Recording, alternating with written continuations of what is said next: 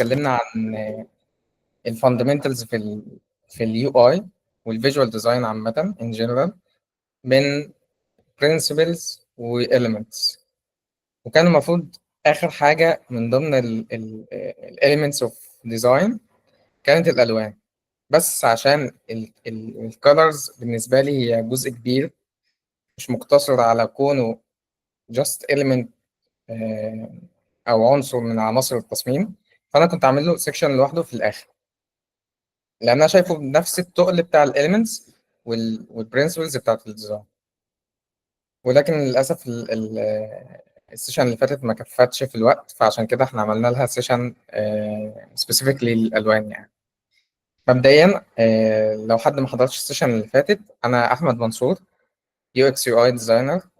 الباك جراوند بتاعتي في الاساس من جرافيك ديزاين، كنت جرافيك ديزاينر في الاول، بعد كده دخلت اي تي اي، اتعلمت يو اي يو اكس، و تقريبا بقالي في الماركت دلوقتي 5 سنين يو اكس يو اي ديزاينر. قبلها تقريبا برضو almost 4 5 سنين جرافيك ديزاينر برضو. بصراحة توبيك الألوان من التوبكس الكريتيكال جدا، لأنها بتميز فعلا الديزاينرز عن بعض. من ضمن الحاجات التريكي قوي، واللي فعلا بتوضح إذا كان الديزاينر يعني خاض في اليو اي والفيجوال ديزاين تجربة عميقة أو لأ. ليه؟ لأن الألوان ما فيهاش كود. في سيريز وبرنسبلز، ولكن في الأول وفي الآخر بتبقى مقتصرة على الشخص قادر أو بيشوف قد إيه بعينه، بيعمل تغذية بصرية قد إيه، شاف كمية ديزاينز عاملة إزاي، عنده اكسبيرينس وطلع بإيده كمية حاجات ألوانها مش مظبوطة إزاي، عشان يقدر إن هو يوصل لطريقة الألوان أو تركيبة الألوان الصح اللي فعلا بتبقى مريحة للعين واللي تميزه عن اللي حواليه. عشان كده الألوان فعلا من الحاجات التريكي جدا اللي أنا بهتم بيها، يعني سواء في الديزاين أو يعني في اليو اي ديزاين أو في الفيجوال ديزاين بشكل عام. طيب الألوان دي عشان نفهمها بقى ونذاكرها بعمق، محتاجين إن إحنا نعرف أساسها من البداية خالص. أساسها من البداية خالص إن إحنا عندنا 3 ألوان، هما الأحمر والأزرق والأصفر. دول 3 ألوان أساسيين، بيبدأ منهم إن إحنا نطلع بقية الألوان عن طريق إن إحنا نعمل ميكسينج ما بين الألوان دي وبعض. ده بعيدا عن الديجيتال اكسبيرينس خالص. دلوقتي إحنا بنتكلم في اللايف اكسبيرينس، الحياة الحقيقية. احنا لو جبنا لون احمر في الحياه الحقيقيه كدهان مثلا، حطيناه على دهان ازرق، هيطلع لنا اللون ميكس ما بينهم. وكذلك الاصفر. هما ال3 ألوان الاساسيين دول اقدر اطلع منهم كل الالوان اللي في الدنيا. طب انا ليه بقول لكم في الحياه الحقيقيه مش في الحياه الديجيتال؟ هو في فرق اصلا ما بين الالوان في الديجيتال والالوان في الحياه الحقيقيه؟ في فرق. لما نيجي نشوف الشكل اللي على اليمين والشكل اللي على الشمال، الاتنين بيمثلوا كل واحدة فيهم. اللي على اليمين بيمثل الحياة الحقيقية، واللي على الشمال بيمثل الحياة الديجيتال. فالألوان الأساسية زي ما اتفقنا هم ال3 ألوان اللي احنا قلنا عليهم الأساسيين: البلو والريد. وهنا المفروض يبقى يلو، بس هنا جرين. صح؟ هل دي غلطة؟ لا، مش غلطة. احنا لو جينا نشوف في الحياة الحقيقية، هم فعلا اهو اليلو والريد، بس هم بيسموه ماجنتا في الحياة الحقيقية، والبلو بس هم بيسموه سيان في الحياة الحقيقية. هما الميكس ما بين ال3 ألوان دول. إنما في الديجيتال هما أحمر اللي هو الريد، وأزرق البلو. يا باشمهندس السكرين ثابتة، احنا مش شايفين حاجة. بجد؟ أيوة. ثابتة على إيه طيب؟ أعرف إيه؟ هي دلوقتي ظهرت اللي حضرتك كنت بتقول عليه، اللي هي الجي ار بي والام سي كي واي. طب أنا دلوقتي رجعت تاني للأولى. اللي هي primary colors blue red yellow. دي اللي ظاهر. اوكي، كويس ان انت قلت، شكرا. نعم. تمام، يبقى زي ما اتفقنا هم الالوان الاساسيه ثلاثه: الاحمر، الازرق، الاصفر. طب لما نيجي نتكلم بقى دلوقتي على السكرين اللي بعدها، اللي على اليمين هنا دي الحياه الحقيقيه، واللي على الشمال زي ما اتفقنا ده الديجيتال. اللي على اليمين اهو الاصفر والازرق والاحمر زي ما احنا قلنا. طب ليه مختلفين في الديجيتال اكسبيرينس بقى؟ عشان طبيعه الميكسينج ما بين الالوان وبعضها بتختلف من الحياه الحقيقيه عن الديجيتال. ازاي؟ في الديجيتال احنا لما بنيجي نضيف الاحمر على الاخضر مثلا بيطلع لنا لون ثالث. ليه؟ لان انا ضفت الاتنين على بعض. انما في الحياه الحقيقيه انا مش بضيف الاتنين على بعض، انا بشيل الالوان عن بعض. يعني سبستراكتيف وهنا اديتيف. طب ليه هنا سبستراكتيف وهنا اديتيف؟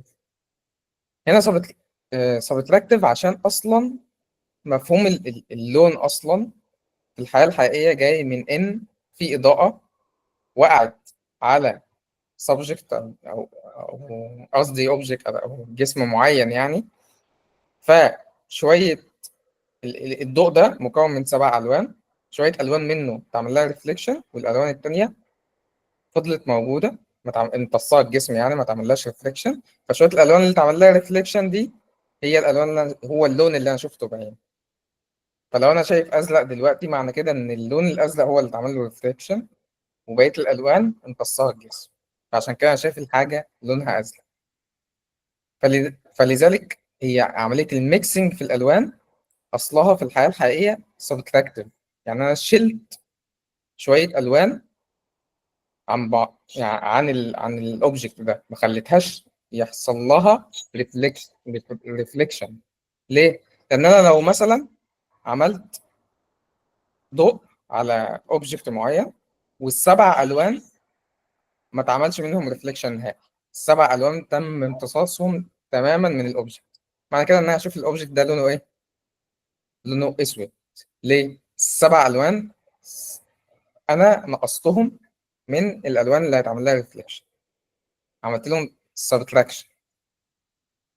انما الديجيتال بقى وورلد ما بتمشيش كده، مش بشوف الالوان الريفليكشن زي في الحقيقه كده. لا بالعكس، ده انا فعلا حرفيا انا بضيف الالوان على بعض. فلما بضيف القدر بتاع الاحمر على القدر بتاع الاخضر او الازرق بيديني لون ثالث. ولما بضيف بفضل اعمل الاديشن دي واحده ورا الثانيه ورا الثالثه ورا الرابعه هوصل في الاخر للون الابيض. انما هنا كل ما اشيل الوان كل ما اللون بتاعي يبدا يروح ناحيه الاسود لحد ما اشيل ال7 الوان. ساعتها انا شايف الحاجه اسود تمام. طب لو ال7 الوان بالكامل تعمل لهم ريفليكشن يبقى انا شايف الحاجه ابيض تمام. يعني انا ما عملتش سبتراكشن او ما نقصتش اي لون في عمليه الريفليكشن، كل الالوان اتعمل لها ريفليكشن. فعشان كده طلع لنا المفهومين المختلفين عن بعض: مفهوم في الحياه الحقيقيه واللي بقى بنسميه CYMK، ومفهوم في الحياه الديجيتال وده بنسميه RGB. والمسميين دول مهمين جدا. ليه؟ لان انت لما تيجي بقى انت كديزاينر ايا كان بقى، انت حاليا انت UX UI ديزاينر مثلا، او جرافيك ديزاينر وبتشتغل على بانر مثلا هيتطبع او حاجه، او اي حاجه هتطبع في الحياه الحقيقيه، انت هتختار المود بتاع الديزاين بتاعك على اساس ايه الحاجه دي. لو انت حاجه ديجيتال موبايل ابلكيشن مثلا، بوست السوشيال ميديا، وهكذا اي حاجه هتتعرض على شاشه ديجيتال، ساعتها هتحتاج انك تستخدم المود بتاع RGB. لكن لو انت هتتعامل مع حاجه برينتابل هتبقى موجوده فيما بعد مطبوعه على الحياه الحقيقيه، ساعتها هتستخدم المود بتاع CYMK. الكي دي هي اختصار الاسود اللي طالع في الاخر، اللي هو طالع نتيجه سبتراكشن للالوان كلها. النقطه دي واضحه؟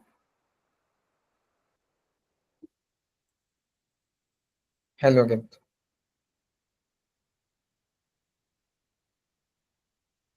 طيب احنا عندنا زي ما قلنا السي واي ام كي اللي هو المود بتاع المطبوعات دي الوانه بتبقى محدوده شويه، اكبر منه سنه. يعني الار جي بي بتبقى الوانه اوسع منه سنه، واللي عينك بقى بتشوفه في الحياه الحقيقيه اصلا من طبيعه وشجر وحيوانات وهكذا، هي الوان اوسع واكبر بكتير. يعني مثلا فلنفترض ان العين بتشوف 2 مليون مثلا لون بدرجات، يعني مش شرط الوان مختلفه ولكن درجات الوان. لو العين بتشوف 2 مليون درجه لون، فاحنا قدرنا لحد الان مثلا نعمل محاكاه للالوان دي في الديجيتال وورلد في شاشه مثلا فيها مليون و300 الف لون، وقدرنا ان احنا نطبع قول مثلا 800 الف لون. طب ليه المعلومه دي مهمه؟ المعلومه دي مهمه عشان ده الغلط اللي بيقع بقى لما انت بتستخدم مود مثلا معين في حاجه هي مش بتاعه الحاجه دي. فلو انت استخدمت سي واي ام كي مثلا في حاجه انت ديجيتال هتعرضها للناس كديجيتال، فساعتها اجباري الكمبيوتر بيحاول ان هو يقرب الالوان بتاعتك دي لاقرب حاجه فيها في الار جي بي، فبالتالي هيقربها لحاجه قريبه في الالوان في الناحيه دي. لو انت مثلا العكس، عامل مستخدم مود ار جي بي في حاجه برينتابل، ومستخدم مثلا لون اوت اوف سي واي ام كي اريال دي، ساعتها هو هيحاول يقربه برضه من هنا للاريا بتاعت السي واي ام كي. فبالتالي الالوان اللي انت اخترتها وشايفها بعينك على اللابتوب اختلفت. الكمبيوتر حاول يقربها لالوان تانية عشان يعالج المشكله اللي انت حطيته فيها. فبالتالي اختيار المود ده اساسي مليون في المية قبل ما تبدأ أي ديزاين. أنت لو يو اي ديزاينر وبتشتغل على طول يعني ديديكيتد لليو اي ديزاين فقط، خلاص هي كده كده باي ديفولت ار جي بي. لكن لو أنت تشتغل بقى على طول بالتارجت ديزاينرز بأشكال مختلفة بقى وبرينتابلز ومش برينتابلز وكده، فساعتها هتحتاج إن أنت تهتم إنك تشوف إيه المود اللي أنت بتشتغل عليه دلوقتي، وهل هو مناسب مع الكونتكست بتاعك ولا لأ. طيب عملية الميكسنج دي زي ما اتفقنا إن الألوان لما بعمل لها ميكسنج مع بعض تديني ألوان مختلفة، صح؟ احنا متفقين على حاجة زي كده. زي مثلا الصورة دي من بعيد أنت تشوف إن في هنا ألوان أخضر، لكن لما تيجي تقرب تلاقي إن مفيش أخضر ولا حاجة. هو مجرد ميكسنج حصل ما بين اللونين الأحمر والأصفر، فمطلع لي لون قريب من الأخضر. طيب الألوان بقى الأساسيين زي ما احنا اتفقنا الأحمر والأخضر والأزرق، تمام. عملنا ميكسنج بين الألوان الأساسية دي وبعضها، هيطلع لنا ألوان تانية secondary colors اللي هي الأصفر والسيان اللي هو نسميه مثلا درجة ما بين الأخضر والأزرق، والماجنتا اللي هي درجة ما بين الأزرق والأحمر. طيب عملنا ميكسنج ليهم أكتر، يعني خدنا الأصفر ده بقى عملنا له ميكسنج مع الأخضر، يبدأ يدينا colors أكتر، وهي اسمها tertiary colors اللي هي الألوان اللي واقعة ما بين كل two colors يعني جنب بعض. طب عملنا ميكسنج اكتر لكل لونين يطلعوا لنا هنعمل له ميكسنج مع بعض، واللونين اللي يطلعوا نعمل لهم ميكسنج مع بعض، وهكذا يطلع لنا في الاخر الكالر ويل. الكالر ويل دي اسمها، يعني احنا بنقول عليها ويل من اسمها ان هي طالعه نتيجه ميكسنج للالوان اللي جنب بعض، فسببت لنا دايره بالشكل ده فيها كل الالوان اللي موجوده، كل الالوان اللي انا اقدر اطلعها في الدنيا اصلا. وعجله الالوان دي احنا بقى فيما بعد هنتعرض ان احنا هنسميها هيو. سوري، احنا فيما بعد هنتعرض ان احنا هنسميها هيو. هيو ده يعني ايه؟ انا عندي الوان كتير جدا، صح؟ فازاي هميز الالوان دي كل ما بتحرك حوالين الدايره كده بالشكل ده؟ كل ما بيطلع لي لون مختلف. فازاي هميز كل لون عن التاني؟ قال لك خلاص هنسمي اللون نفسه في حد ذاته، هنسميه هيو، وهنديله قيمة من 1 ل 360. بما إن الدايرة 360 درجة، فهنديله قيمة من 1 ل 360. كل درجة زيادة بتتحركها فهي لون مختلف. فكده احنا عندنا كل لون هنتعامل معاه هو ليه سبيسيفيك هيو مميز ليه، استحالة تلاقيه في أي لون تاني. متفقين كده؟ طيب، حاجة، في حد بعت حاجة، السكرين ثابتة برضه.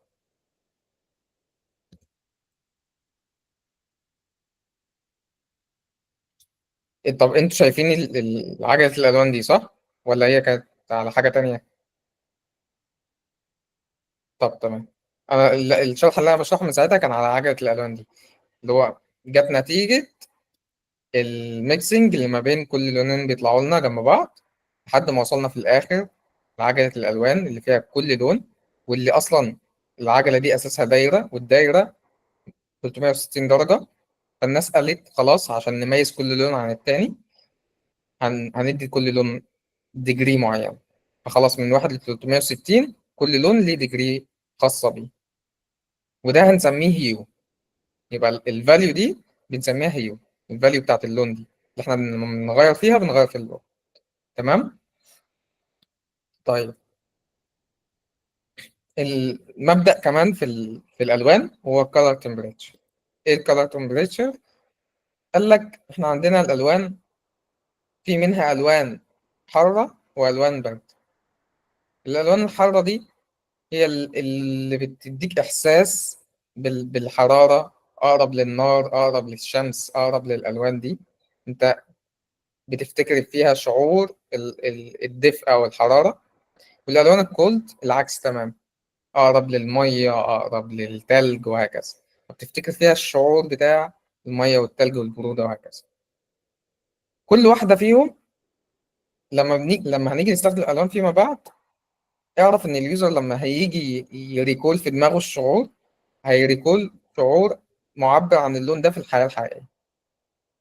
فلو هو أنت حاطط له ألوان ورم، ساعتها اليوزر كل اللي هيفتكره طاقة مثلا، حركة، excitement، وهكذا. إنما لو اديت له color cold، ساعتها هدوء، آه مثلا relaxation، أمان، حاجة safe، ما مش مثلا مش danger مثلا زي النار والشمس وهكذا. فمبدأ الكالر تمبريتشر ده مهم جدا فيما بعد في اختيارك أصلا الألوان اللي أنت هتستخدمها في الديزاين بتاعك. طيب، إحنا دلوقتي عندنا لو جينا مسكنا كالر واحد بس، بهيو واحد بس، الكالر ده أقدر أطلع منه درجات مختلفة صح؟ الدرجات المختلفة دي أطلعها عن طريق حاجتين. أول حاجة فيهم هي اسمها الساتوريشن. الساتوريشن دي معناها درجة تشبع اللون ده. يعني إيه؟ يعني قد إيه اللون ده بيور وواصل لأقصى مراحل النقاء فيه، وقد إيه مخلوط مع اللون ال الأبيض. تمام؟ طب يعني إيه الكلام ده برضه؟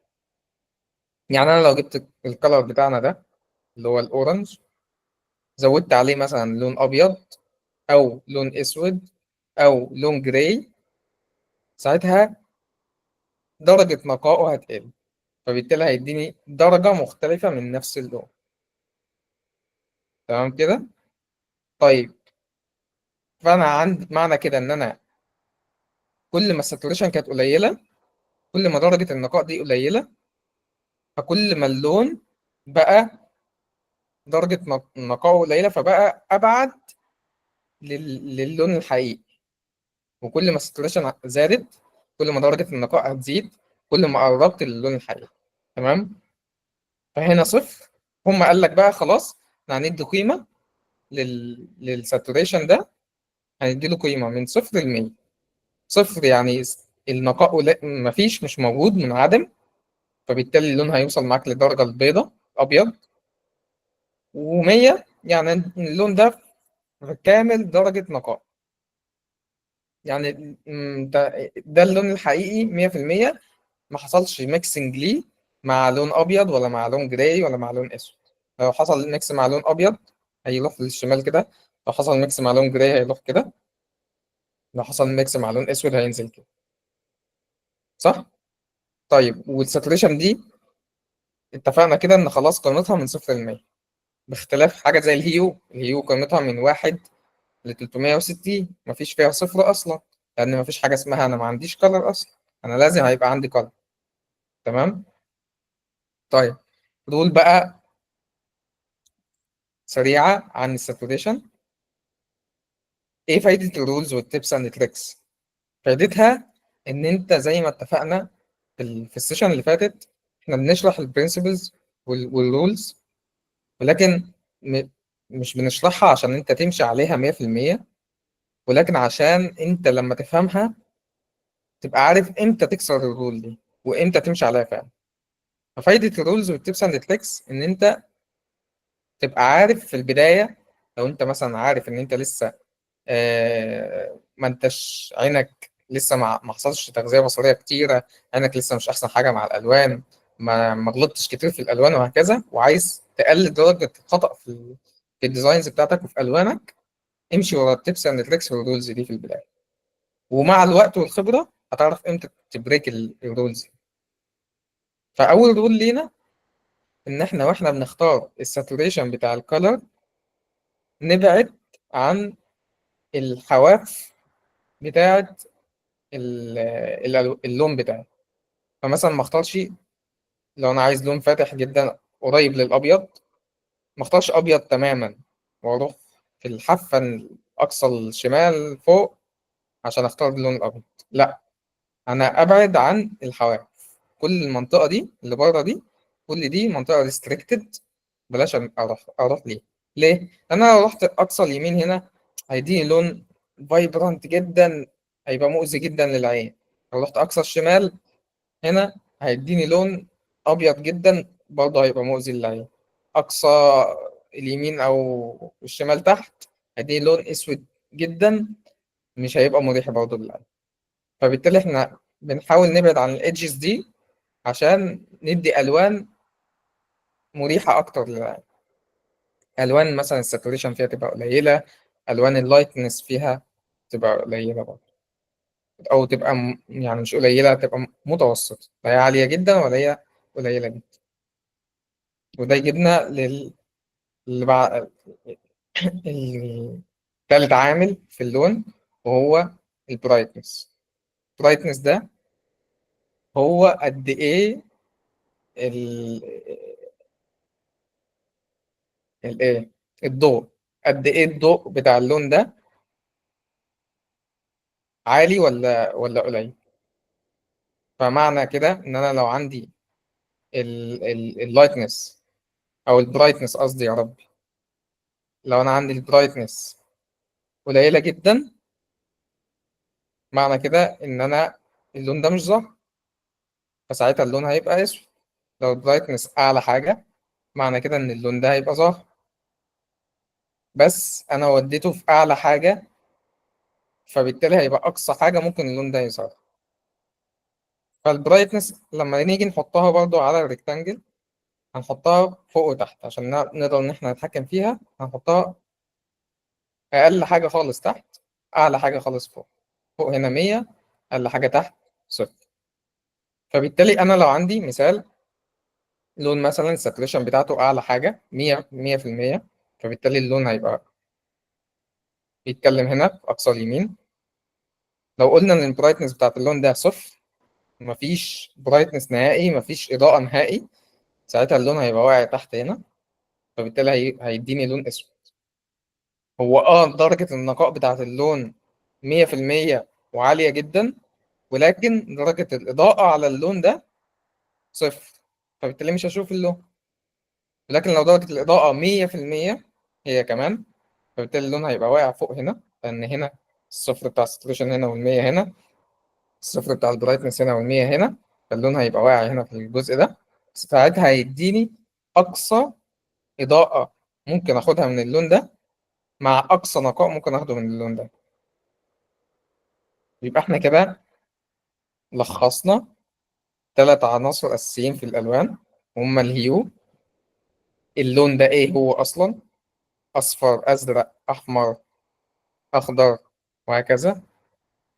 طيب درجة نقاء اللون ده saturation قد إيه؟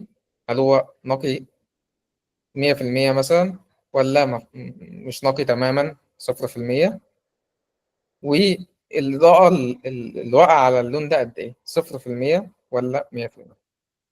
بالثلاث مفاهيم دول أنا أقدر أطلع كل الألوان اللي في الدنيا بكل درجاتها، الفاتحة والغامقة. تمام كده؟ تلات مفاهيم دول هم اللي أنا بلعب فيهم عشان أقدر أطلع الألوان بتاعتي بكل درجاتها بكل أشكال. طيب إحنا قلنا في الأول أصلا الألوان طريقة عملها RGB صح؟ في الديجيتال، يعني لما أمركز شوية لون أحمر مع شوية لون أخضر هيطلع لي لون تالت صح؟ ليه إحنا ما بنتحكمش في الألوان بالRGB؟ بنتحكم بالهيو والساتوريشن والبرايتنس، ما كنا نوحد كونسبت واحد بس ونتعامل بيه وخلاص.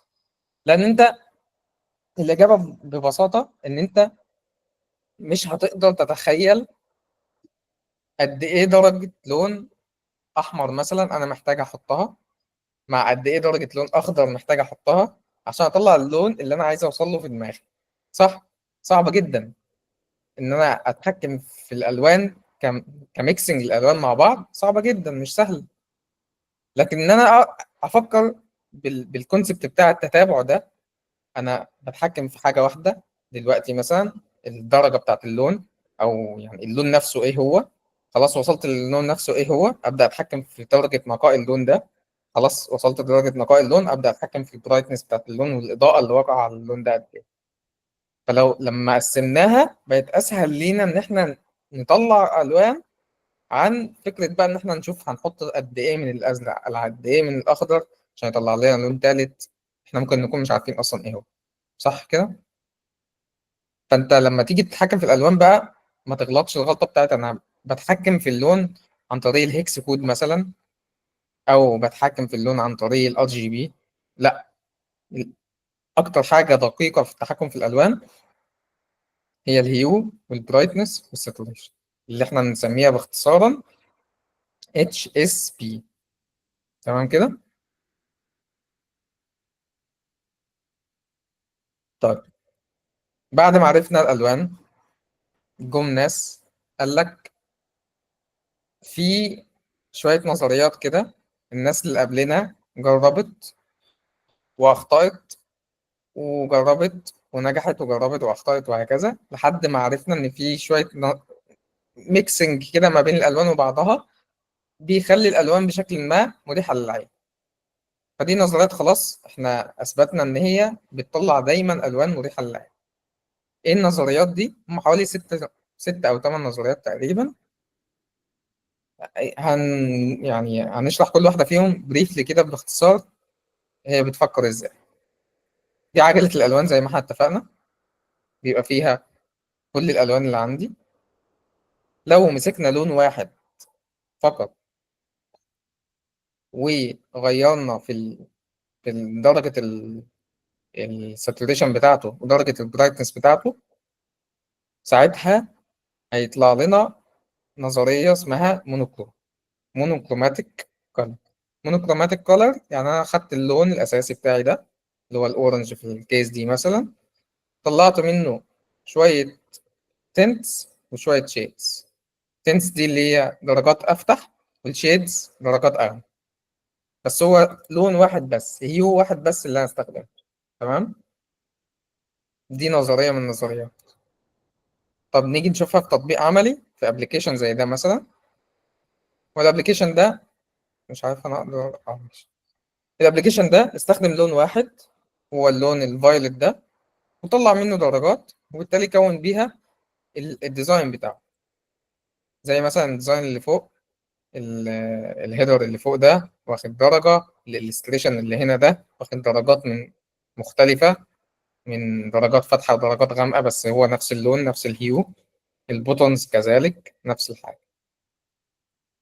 يبقى كده المونوكروماتيك دي نظرية بتقول لك اختار هيو واحد أو لون واحد وطلع منه درجات غامقة ودرجات فاتحة.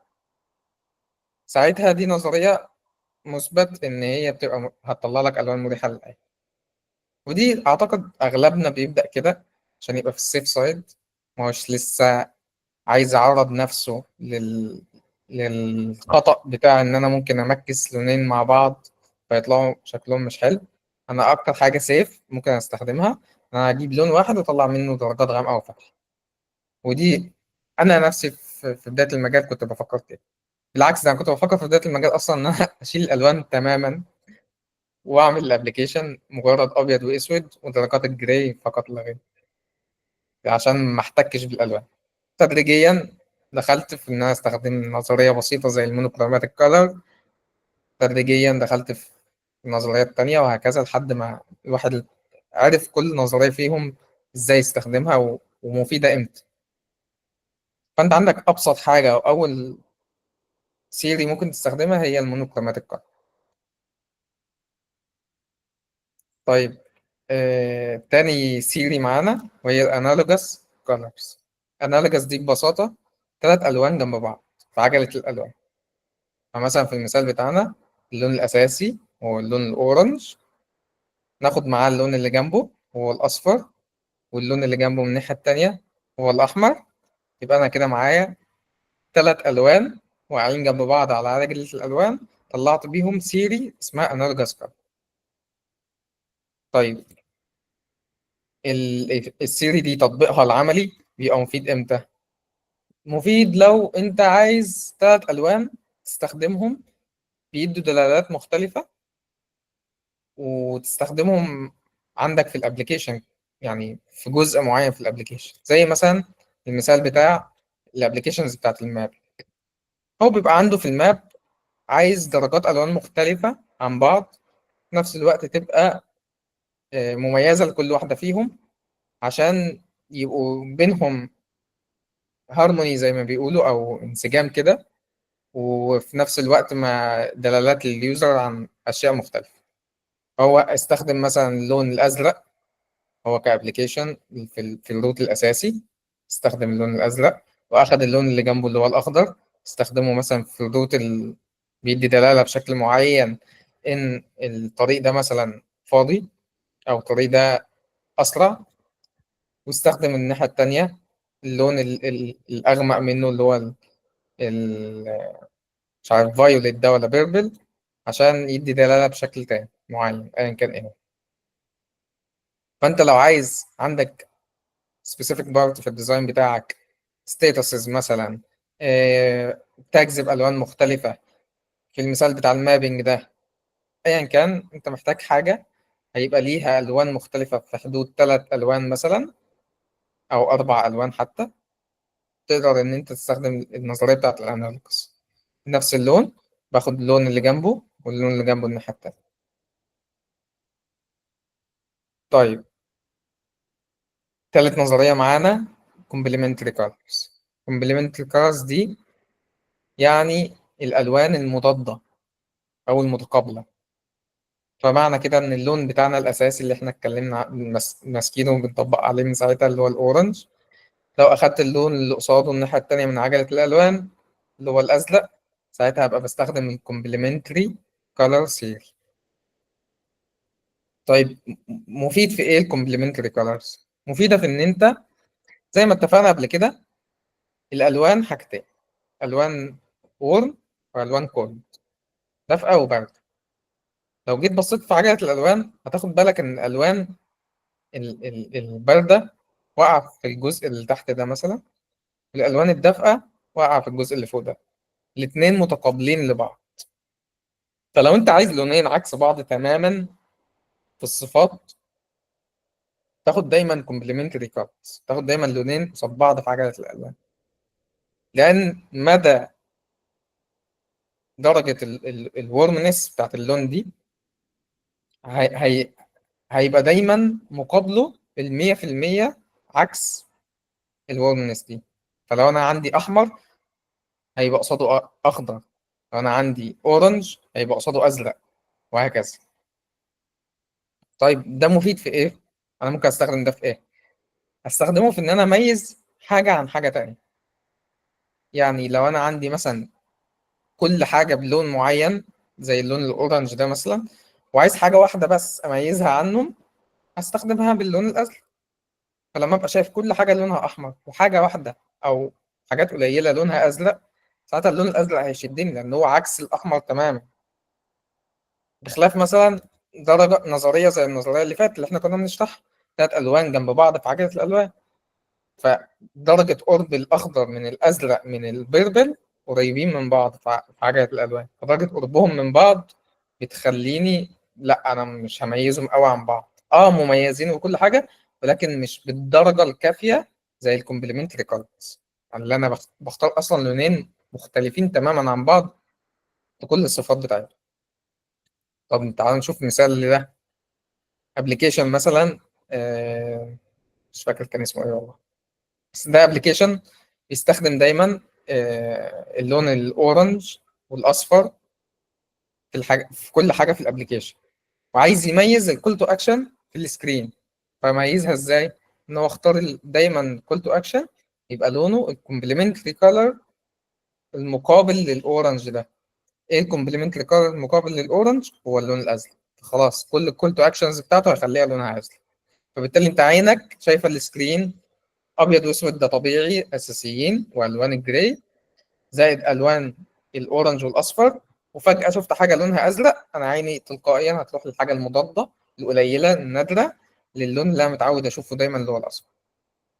فلو انت مثلا في ابلكيشن بيستخدم الالوان بشكل فج وعايز تميز الكول تو اكشن بتاعك مثلا، ساعتها فكر في ان انت تحط في البراندنج بتاعك لون كومبلمنتري يساعدك على انك تعمل ده.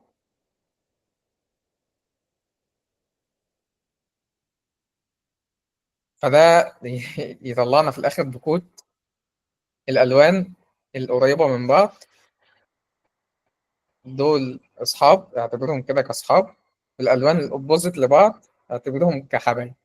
ليه حبايب؟ لان انت كاصحاب انتوا هتبقوا فاهمين بعض وقريبين من بعض في الصفات ومختارين بعض على اساس كده، انما كحبايب مش شرط. ممكن اتنين مختلفين في الشخصيه تماما، بس خلاص انتوا قررتوا او مش قررتوا، حتى انتوا وقعتوا في حب بعض. فدايما اعتبر ان الالوان اللي جنب بعض دول اصحاب، شرط اساسي اصلا في صحوبيتهم ان هم يبقوا قريبين من بعض في الصفات، قريبين من بعض في البيئه وهكذا. انما اللي قصاد بعض دول الحبايب اللي مش شرط ان هم يبقوا قريبين من بعض في الصفات، ولكن هم في بينهم كيمستري وهارموني، وقادرين ان هم يبقوا مع بعض بشكل كويس يعني في الديزاين. اوكي، النظريه الرابعه وهي ترياديك كولرز. ترياديك كولرز فكرتها باخد بفرق تقريبا 60 درجه ما بين كل لون والتاني في عجله الالوان، فبيطلع لي لون هنا لون أبعد منه ب60 درجة، ولون أبعد منه مش فاكر 60 ولا كام، 120 باين، لا 120. 120 درجة بين كل لون والتاني هيطلع لي التريادك سي. فمثلا في المثال بتاعنا الأورنج أختار معاه اللون اللي على شماله اللي هو ما بين الأزرق والأحمر، أختار منه في اللي على يمينه الأخضر، فيطلع لي تريادك كولر سي. في برضه شوية نظريات تانية معانا غير التريادك، وهي سبليت كومبلمنتري، قريبة للكومبلمنتري نفس الفكرة، بس بدل ما اخد اللون اللي قصاده اخدت اللونين اللي جنب اللي قصاده، واحد من جنبه على اليمين وواحد جنبه على الشمال. في التترادك دي فكرتها ان انا بختار لون والكومبلمنتري بتاعه، بختار اللون اللي جنبه بالكومبلمنتري بتاعه برضه. طيب في نظرية سابعة وهي السكوير. فكرة السكوير إن أنا بختار اللون الأورنج في مثالنا مع الكومبلمنتري اللي قصاده اللي هو الأزرق، مع اللون اللي جنبه ب 120 درجة، وهو في اللون ده في المثال بتاعنا المارون مثلا، أو ب 90 درجة باين، 90 درجة مش 120.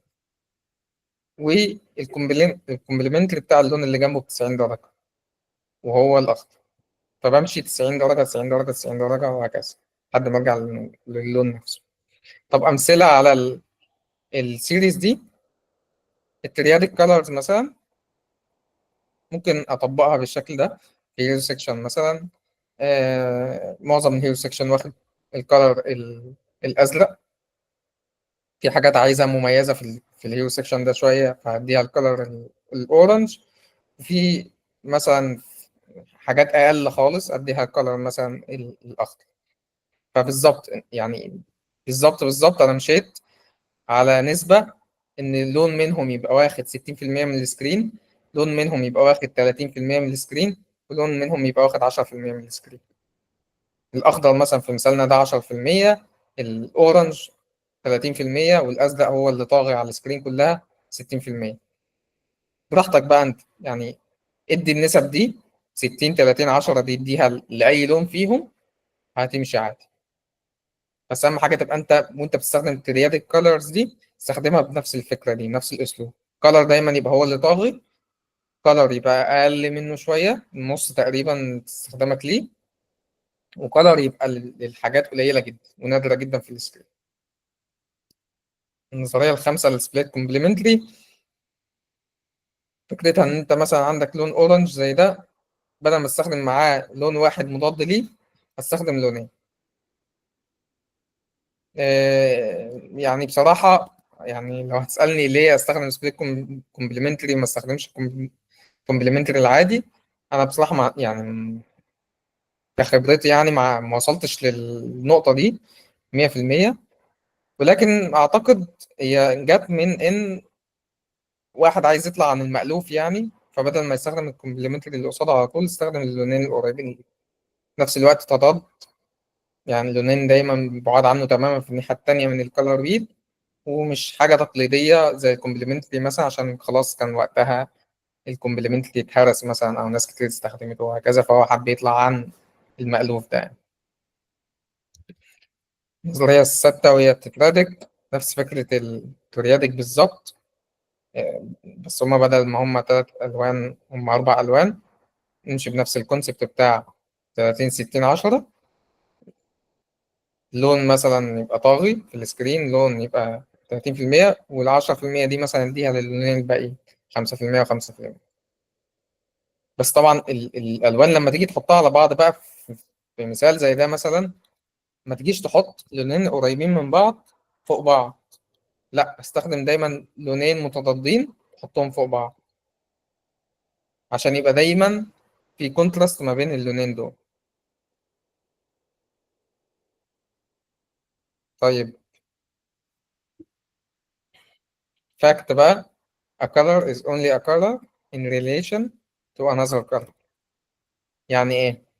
يعني اللون ده مجرد كده، لو احنا قلنا لون رصاصي مثلا، مجرد بس ان احنا قلنا رصاصي كده، الرصاص ده فاتح مثلا، هو مش فاتح عشان هو فاتح فعلا، لا هو بالنسبة للأشياء اللي حواليه هو لون فاتح. لكن لو اتحط في بيئة الألوان اللي فيه كلها فاتحة ممكن يبقى لون غامق. فالكالر خواصه ريلاتيف مش ستاتيك كده وثابتة وخلاص، لا هي ريلاتيف بالحاجات اللي حواليه. فمثلا لو جينا نشوف المثال ده، انهي درجة فيهم اللي غامقة وانهي اللي فاتحة؟ لو سألت السؤال ده كله هيقول ان الدرجة اللي غامقة هي الدرجة اللي على اليمين، ده اللون الغامق، وان اللون الفاتح هو اللون اللي على الشمال، صح؟ بس الحقيقة ان اللون هو نفس اللون اصلا، اللون اللي على اليمين هو نفس اللون اللي على الشمال بالظبط 100%. ما غيرتش في اي حاجة في الهيكس كود بتاعي. طب ليه انا شفت بعيني ان اللي على اليمين اغمق من اللي على الشمال؟ عشان لو جيت تبص اللون هنا على اليمين اتحط في وسط البيئة بتاعت ألوان فاتحة، فبالتالي خلاص أنا ريلاتيفلي اللون ده غامق، واللون اللي على الشمال اتحط في بيئة ألوان غامقة فريلاتيفلي اللون ده فاتح، لكن هو أصلا نفس الكلر بالظبط. ده معناه إيه؟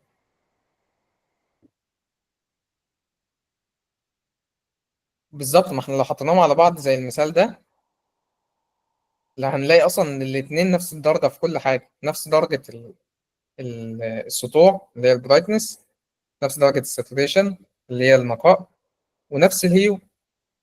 بس لما انا حطيتهم على بعض طلعوا نفس اللون، بس لما فصلتهم عن بعض هنا كان اغمق وهنا افتح، عشان ريلاتيفلي بالمنطقه اللي حواليهم في الالوان انا شفت اللون ده عامل ازاي.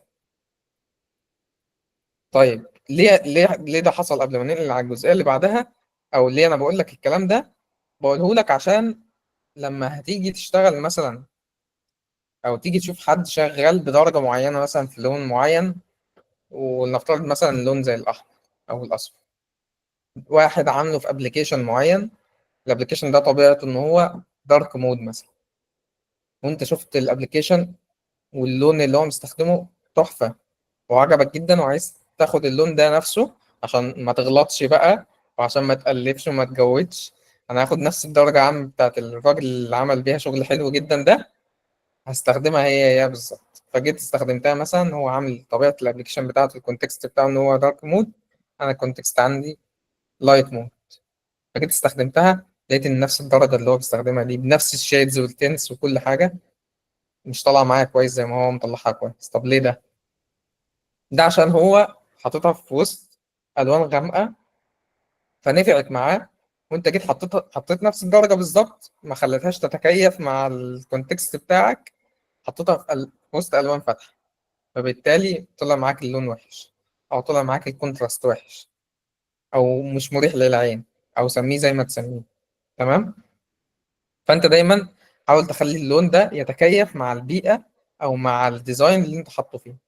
شوفوا بقى يتكيف ازاي، تغمقه اكتر، تفتحه اكتر، هتلاقيك بتغير في حاجه من الثلاث عوامل اللي احنا اتكلمنا فيها: الهيو والساتوريشن والبرايتنس. مش هتغير في حاجه ثالثه رابعه قصدي عن الثلاث عوامل دول. طب شويه تيبس اند تريكس يسهلوا التعامل مع الالوان.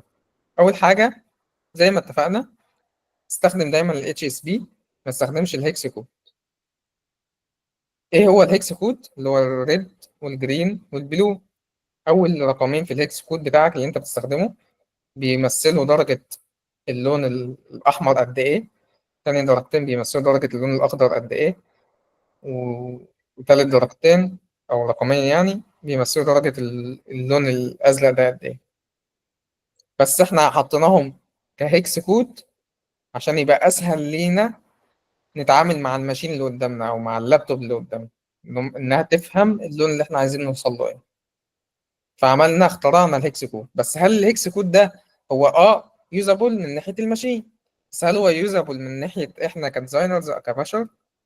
لا، احنا بنفهم الالوان من ناحية نقاء الوان عامل ازاي، سطوع اللون عامل ازاي، اللون نفسه هو ايه، اللي هو ال HSD. فانت لما تيجي تتعامل ما تتعاملش بلغة الهيكس كود، مش هتعرف تطلع اللون اللي انت عايز توصل له فعلا، لكن تتعامل بلغة ال HSP. زي ما اتفقنا، لما هتيجي تستخدمه هتلاقي الساتوريشن تتحكم فيه من الشمال لليمين، البرايتنس تتحكم فيه فوق وتحت، والهيو تتحكم فيه من العجلة بتاعت الألوان اللي هنا. لحد دلوقتي قبل ما نكمل في التريكس، أي حاجة في الفاندمنتالز بتاعت الكالرز اللي احنا اتكلمنا فيها من شوية، حد عايز استفسار فيها أو حد عايز أعيد شرح حاجة فيها؟ أنا كان عندي أهم حاجة أشرح ليكوا الفاندمنتالز بتاعت الألوان، عشان دي أساس مهم جدا لازم تبقى فاهمه وبتفكر فيه. انا دايما بحب اكسر الحاجه اللي اصولها، عشان انا طريقه تفكيري ودماغي بتفكر كده يعني، ما اعرفش يعني. هي انا عارف ان مش كل الناس بتحب الديتيلز الممله دي، دخلني على طول، خليني اطلع الوان حلوه على طول، اديني التريكات والتبس اند تريكس وكده على طول.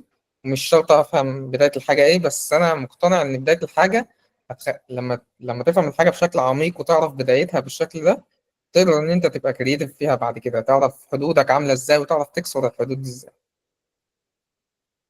طيب نكمل في التريكس بما ان كله تمام. تاني تريك عندنا، وهي ان انت عايز درجات الوان اكتر من ما انت تتخيل. غلطة بيقع فيها معظم الناس بالذات في البداية، منهم أنا كمان وقعت فيها، إن أنا كنت بدخل أسمع دايما طول عمري بالذات في الجرافيك ديزاين فيلد، بسمع طول عمري عن الكالر سيريز، وإن أنت لو استخدمت الكالر سيريز أنت كده هتطلع ألوان تحفة. أدخل أجيب الكالر سيريز، أكتب على جوجل مثلا، يطلع لي في الآخر أدوبي ويب سايت بتاع كالر ويل، اطلع من عليه لونين متناسقين مع بعض، اخدهم استخدمهم في الديزاين، المفروض اللونين دول يطلعوا بشكل كويس، صح؟ انا لو استخدمت الاحمر مع الازرق مع الاصفر هيطلعوا اللون، هيطلعوا سيري كويس. استخدمهم بالطريقه اللي على الشمال دي، الاقي شكلهم مش كويس في الاخر. طب ليه؟ عشان انت محتاج درجات فاتحه ودرجات غامقه اكتر من ما انت متخيل. انت مش محتاج تستخدم نفس الدرجه الاستاتيك بتاعت اللون ده فقط في كل حته في الديزاين. ومش هقول لك ان انت محتاج درجه واحده غامقه او درجه فاتحه او درجتين غامقين درجتين فاتحين، انت محتاج اكتر من كده بكتير. فعشان كده احنا بنلجأ او جت فكره ان احنا نطلع 4 درجات فاتحه من اللون واربع درجات غامقه من اللون، عشان يبقى معايا سبيس وحريه في درجات الالوان اللي انا بستخدمها. اللي انا بقول لكم بقى ان معظمنا بيقع فيه في البدايه، ان هو يا اما بيطلع درجه واحده غامقه او درجه واحده فاتحه، او بيطلع ما بيطلعش اصلا درجات يعني للون ده عموما. فبيجي له مثلا اللون من العميل كلون لوجو مثلا، فلنفترض اللون الازرق ده، اللوجو بتاع العميل اللي هو اداهوني هو كان باللون الازرق ده. فانا عشان متخيل في دماغي ان انا لو استخدمت اي درجه فاتحه او غامقه من نفس اللون ده، انا هطلع كده من الهويه والايدنتيتي اللي العميل عاملها لنفسه. لا، ولو العميل وانت بتعرض عليه الشغل قال لك ان انت كده طلعت بره الهويه، هو حقه ان هو يقول لك كده عشان هو مش فاهم في الفيلد، ما عندوش الخبره الكافيه. بس انت واجب عليك ان انت تفهمه ان انت لما تستخدم درجه غامقه او درجه فاتحه من نفس اللون، انت لسه في ظل او في نطاق الهويه بتاعته عادي جدا. طول ما انت ما غيرتش بعدت عن الهيو بتاعه، طول ما انت لسه في الايدنتيتي بتاعت العميل عادي جدا. فبالتالي احنا لو جالنا اللوجو باللون مثلا الازرق ده، احنا محتاجين نطلع درجات ازرق فاتحه درجات ازرق غامقه. ولو في الايدنتيتي بتاعته مثلا لون زي الاصفر ولا الاحمر، او حتى لو مش موجودين واحنا عايزين نستخدمهم كورنينج او ايرورز او كده، محتاجين برضو من الالوان بتاعت الورنينج والايرورز دي الوان فاتحه منها والوان غامقه منها، واللي احنا بنسميها التنس والشيدز. تمام كده، متفقين كده؟ لما تيجي حتى تشوف الابلكيشن بتاعها هنا، هتلاقي يستخدم في الباك جراوند لون سبتل خفيف جدا من الاصفر، لكن لما جه عند الايكون مثلا بدأ يستخدم شيد اغمق. في الالوان نفسها، يعني في الالوان النيوترال نفسها المحايده، استخدم درجات من الرصاصي، اغمقهم من الاسود وافتحهم الابيض، وهكذا. لما نيجي نمسك سكرين زي دي، السكرين دي ما فيهاش هيو، او قصدي يعني كل البرايتنس، يعني اللعب هنا مش في الساتوريشن، الساتوريشن متشال تماما، نقاء صفر، ولكن بيلعب في البرايتنس بس. برايتنس عالية جدا اللون وصل للأبيض، برايتنس قليلة جدا اللون وصل للأسود. دي حاجة مهمة جدا. إيه هي بقى؟ إن إحنا حتى في الألوان ال- اللي هي النيوترال، اللي إحنا بنسميها نيوترال، اللي هي ألوان الرصاص ودرجاتها، إحنا محتاجين درجات منها. ومش بس محتاجين درجات منها، إحنا محتاجين كمان إن إحنا يبقى عندنا ألوان نقائها قليل جدا أو يكاد يكون صفر، عشان نستخدم الألوان دي في معظم الديزاين بتاعنا.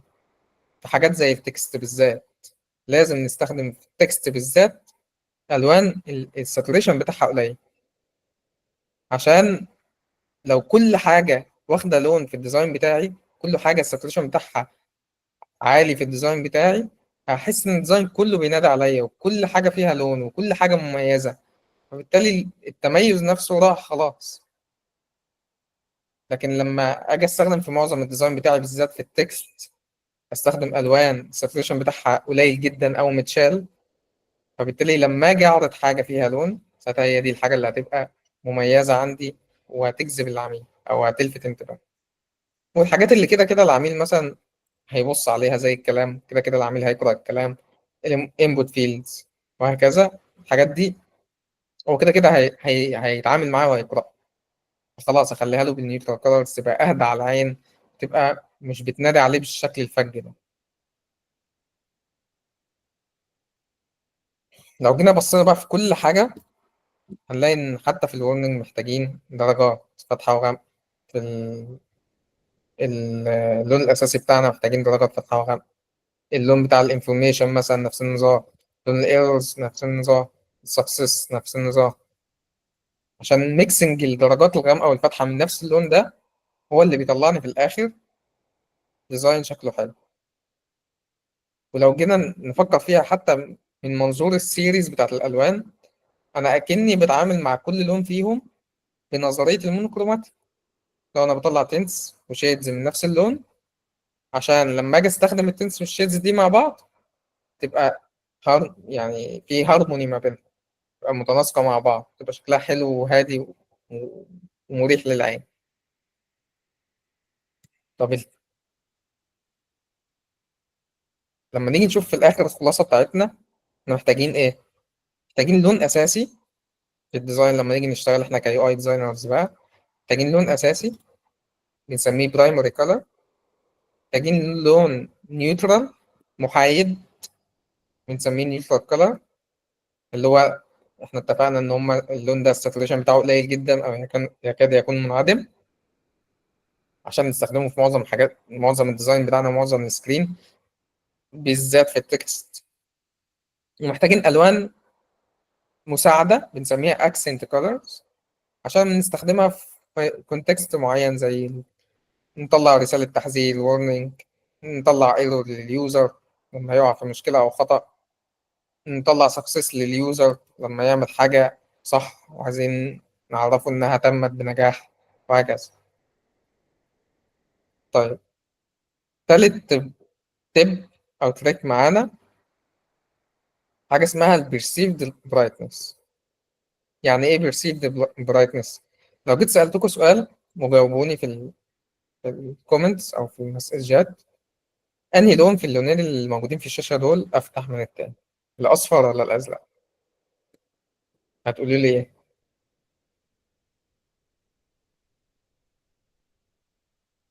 يعني لو جينا نقول نبص على اللون الأزرق في حد ذاته، هو بالمقارنة مع اللون الأصفر، لو جينا نختار لون منهم أفتح من التاني، أختار أنهي فيهم؟ أمل بتقول الأصفر طبعا. دينا المنطقي الأصفر.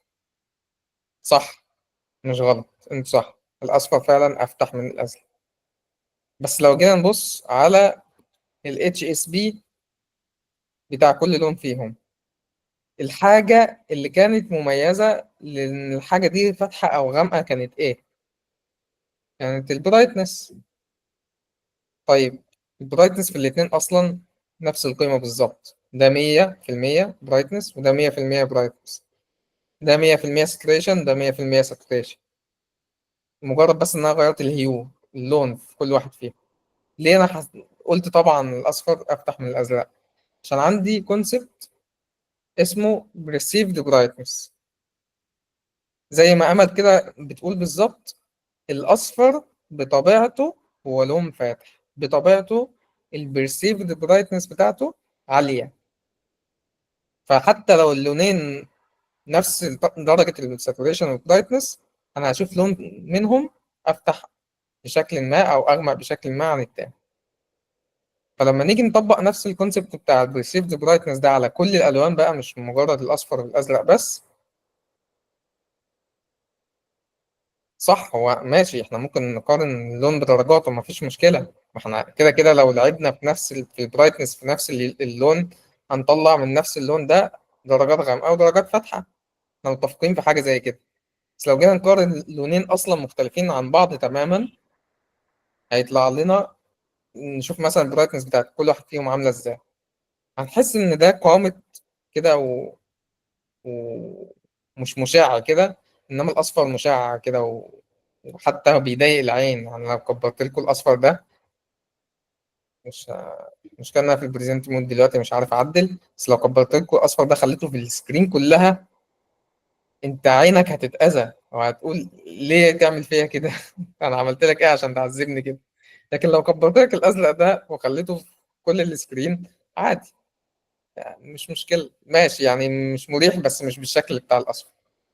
ليه؟ لان انت البرايتنس بتاعت الاصفر انت شايفها اضاءه عاليه اكتر من الازرق. طب ليه؟ عشان كونسبت البرسيفد برايتنس ده، ان الاصفر اصلا في حد ذاته كلون هو اضاءته اعلى من بقيه الالوان. وعلى فكره الازرق هو اقل لون خالص في البرسيفد برايتنس، والاصفر هو اعلى لون تماما في البرسيفد برايتنس. عشان كده انا قارنت الاثنين دول مع بعض عشان الموضوع يبقى واضح 100% قصادكم. ولو جيت طبقت كونسبت البرسيفد برايتنس دي وحسبتها لكل الالوان اللي موجوده عندنا، هيطلع لنا الجراف بالشكل ده. الجراف ده الاكسس الاكس اكسس عليه الهيو، فمعنى كده ان الصفر ده من اول صفر لحد 360 هي درجات الوان، والواي اكسس ده عليه اللومينوستي. اللومينوستي اللي احنا بنتكلم فيها دلوقتي اللي هو البرسيفد برايتنس، درجة سطوع اللون ده. لما احنا جينا بقى طبقنا الايكويشن بتاعت البرسيفد برايتنس دي على كل الالوان، طلعت لنا الوان بالشكل ده. اعلى لون فيهم في اللومينوستي او البرسيفد برايتنس او درجة السطوع هو الاصفر، واقل لون فيهم هو الازرق. وفي النص بقى في حاجات متفاوتة ما بين الالوان اللي بعضها. فمثلا الاخضر عندنا هو درجة سطوعه أعلى بطبيعته من الأورنج مثلا. تمام. دي نقطة مهمة عندي جدا إنها تبقى واضحة بالنسبة لك. ليه؟ هقول لك ليه. حاجة معظم الديزاينرز للأسف بتقع فيها، وهي إن أنا بيبقى عندي لون كليريكي قوي زي اللون الأصفر، عشان هو بطبيعة الحال الإضاءة بتاعته عالية جدا. فلما باجي أتعامل معاه بعامله عادي زيه زي أي لون، زي الأزرق مثلا اللي هو أسهل لون أصلا في طبيعة التعامل معاه، عشان هو أقل لون سطوع. وده غلط، ما ينفعش أعمل الاتنين مع بعض بنفس الطريقة، لأن ده السطوع بتاعه مختلف عن ده تماما. طب نشوف ده فين؟ أقول لك نشوفها فين. نيجي في التريك اللي بعدها، وهي إن أنا أغير في البرايتنس عن طريق أحرك في حاجات الألوان. بس هنشرح التريك دي كده كده، بس عايز أوديكوا لحاجة معينة. لما تيجي تشوف مثلا حاجة زي دي، الدرجة اللي على اليمين دي، الدرجة دي آه، أنا وصلت لها يعني. أنا مثلا، أو لأ، أنا عايز أشير، إن أنا أقفل الشير كده وأشير معاكم كانفاس كده نلعب فيها مع بعض، عشان أوضح لكم المثال بطريقة أسهل.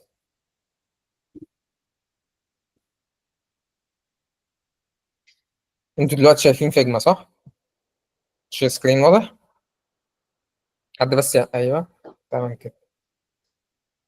أوكي، لما نيجي ناخد مثال بسيط زي مثال بوتون مثلا.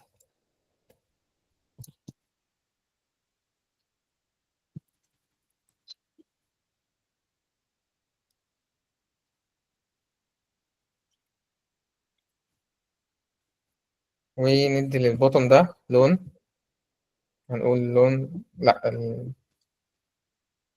عايزين نديله فيلم، ولون هنقول اللون الأزرق مثلا. وده هنخليه باللون الأحمر. تمام كده. مثلا هيبقى اللون بالشكل ده. بوتون زي ده أنا استخدمت أهو الباك جراوند بتاعت البوتون ده، استخدمتها اللون الأزرق، حطيت عليه تكست باللون الأبيض صح؟ تمام. أنا لو عايز أخلي اللون ده أفتح شوية عشان يبقى شكله حلو وفايبرنت كده، خلاص كده عادي صح؟ ولسه اللون التكست بتاعه واضح و...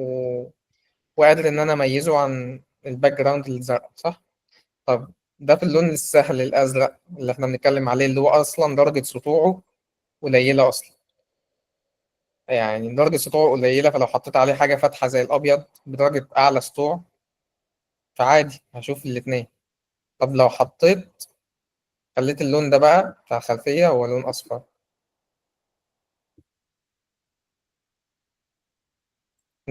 شفت أنا ما غيرتش في أي حاجة هنا. أنت لو خدت بالك أنا هنا كل اللي غيرت فيه اللون، أنا لعبت في حاجة واحدة بس الهيو فقط. لما نيجي نشوف الساتوريشن 92، نيجي نشوف البرايتنس 98. طب نرجع للأزرق، ساتوريشن 92 وبرايتنس 98. كل اللي أنا غيرت فيه الهيو بتاع اللون بس. هنا أنا شايف التكست عادي جدا إن هو بوتون. هنا أنا مش عارف أقرأ التكست أو قرأه بالعافية جدا. لو حد عنده مشكلة في النظر أو في الألوان مش عارف يقرأ أصلا التكست اللي عنده. ليه؟ لأن زي ما اتفقنا perceived brightness بتاعت اللون الأصفر عالية بطبيعتها عن اللون الأزرق. فلما أجي أتعامل مع لون زي اللون الأصفر ما ينفعش أتعامل معاه بنفس الطريقة اللي بتعامل بيها مع اللون الأزرق. فبالتالي لما أجي أحط الليبل، أنا في بقى اتنين هيحلوا المشكلة دلوقتي بطريقتين مختلفين. واحد هيحل المشكلة إزاي؟ هيقول لك خلاص أنا هاخد اللون ده عشان هو بطبيعة الحال هو لون البرايتنس بتاعته عالية، أنا هاخد اللون ده أقلل البرايتنس بتاعته، صح؟ لحد ما أوصل مثلا للدرجة دي. أعتقد الدرجة دي التكست فيها مقروء زيه زي الأزرق بالظبط، صح؟ طب انا بالحل بتاعي ده ان انا قللت البرايتنس وحل عملي، صح؟ بس مش ده الحل اللي يخلي اللون لسه فايبرانت في عينك او لسه شكله حلو في عينك. فبالتالي جينا للتريك اللي بعدها، اللي هو ايه بقى؟ اللي هو انا مش شرط عشان اقلل البرايتنس بتاعت اللون محتاج ان انا اتحكم في الرقم بتاع البرايتنس بس، صح؟ لو جينا بقى رجعنا للشير، ثانية واحدة.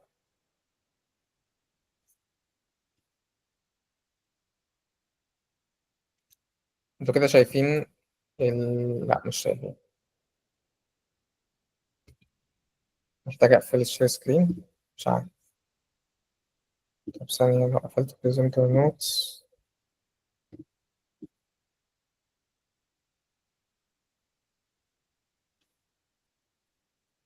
أنا عايز أقفل دي، أقفلها إزاي؟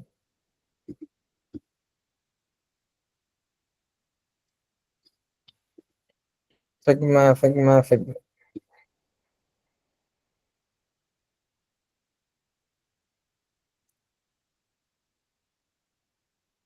أصلا.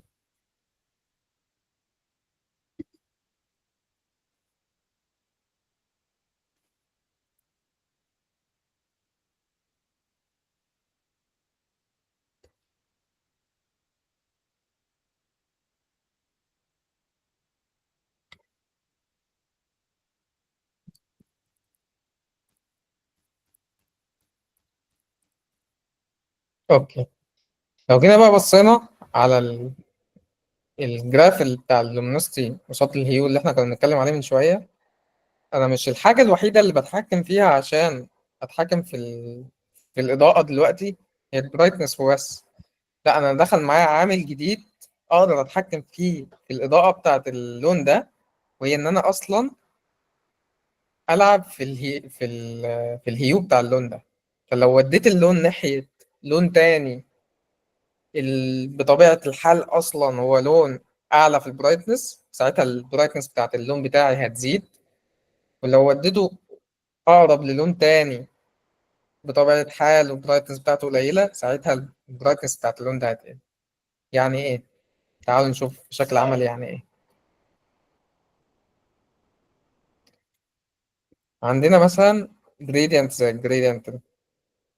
عشان نطلع الجريدينت ده احنا هنقوم مستخدمين مثلا هيو، وهنفترض مثلا إن الهيو ده 240، وهنتحكم في الساتوريشن نغيره نخليه مثلا مرة 100 ومرة 50. ونتحكم في البرايتنس هنثبتها في الاتنين فيطلع لي اللون الأزرق بتاعنا ده عادي، صح؟ ده جريدينت أهو. الهيو ثابت، اللي اتغير بس الساتوريشن درجة النقاء. تحت الساتوريشن 100%، فوق الساتوريشن 50%. تمام؟ تمام. طب ايه رأيك ان احنا لو اتحكمنا في الساتوريشن ده، لو احنا ثبتنا نفس الساتوريشن ده والبرايتنس ده، بس غيرنا في الهيو نفسه.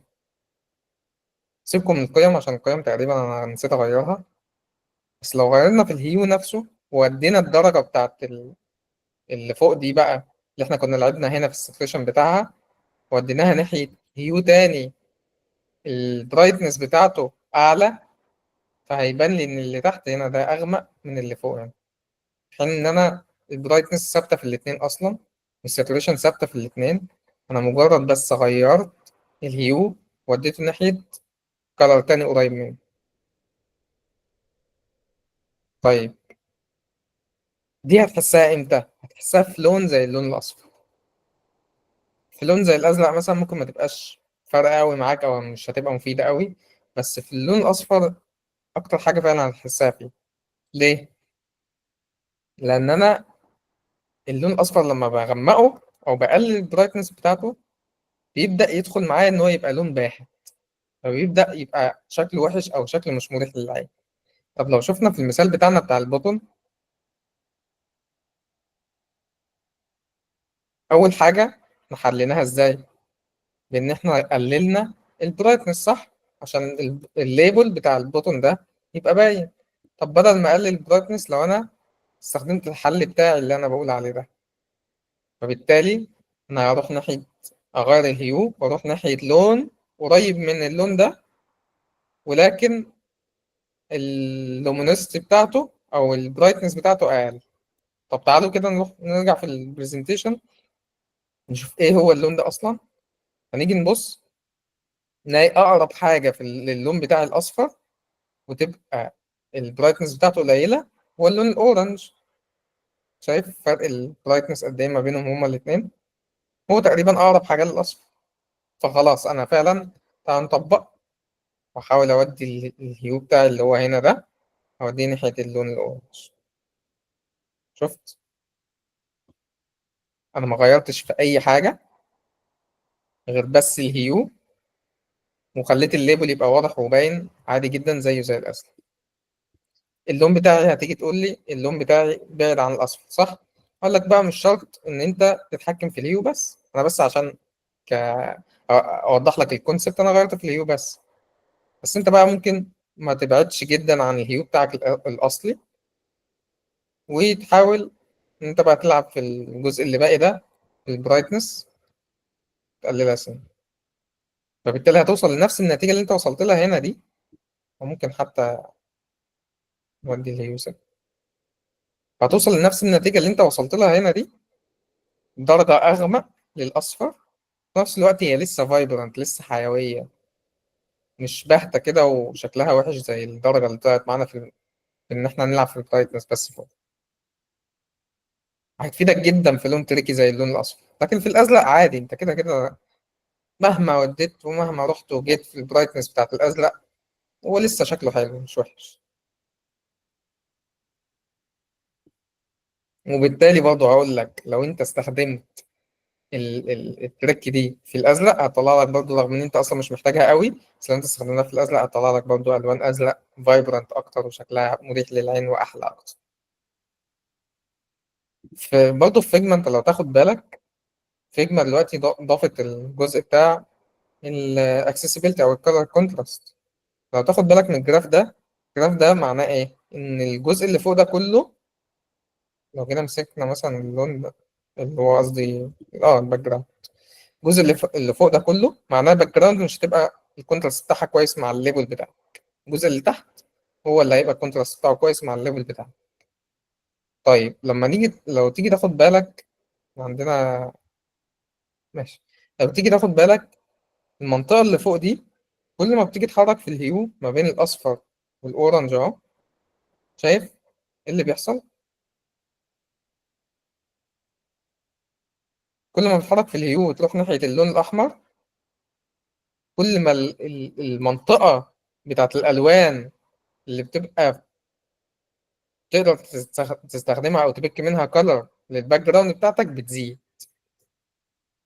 شايف كل ما اروح للاصفر المنطقه دي بتقل، لان هو بطبيعه الحال هو لون زي ما اتفقنا البرايتنس بتاعته عالية فميمشيش مع اللون الأبيض.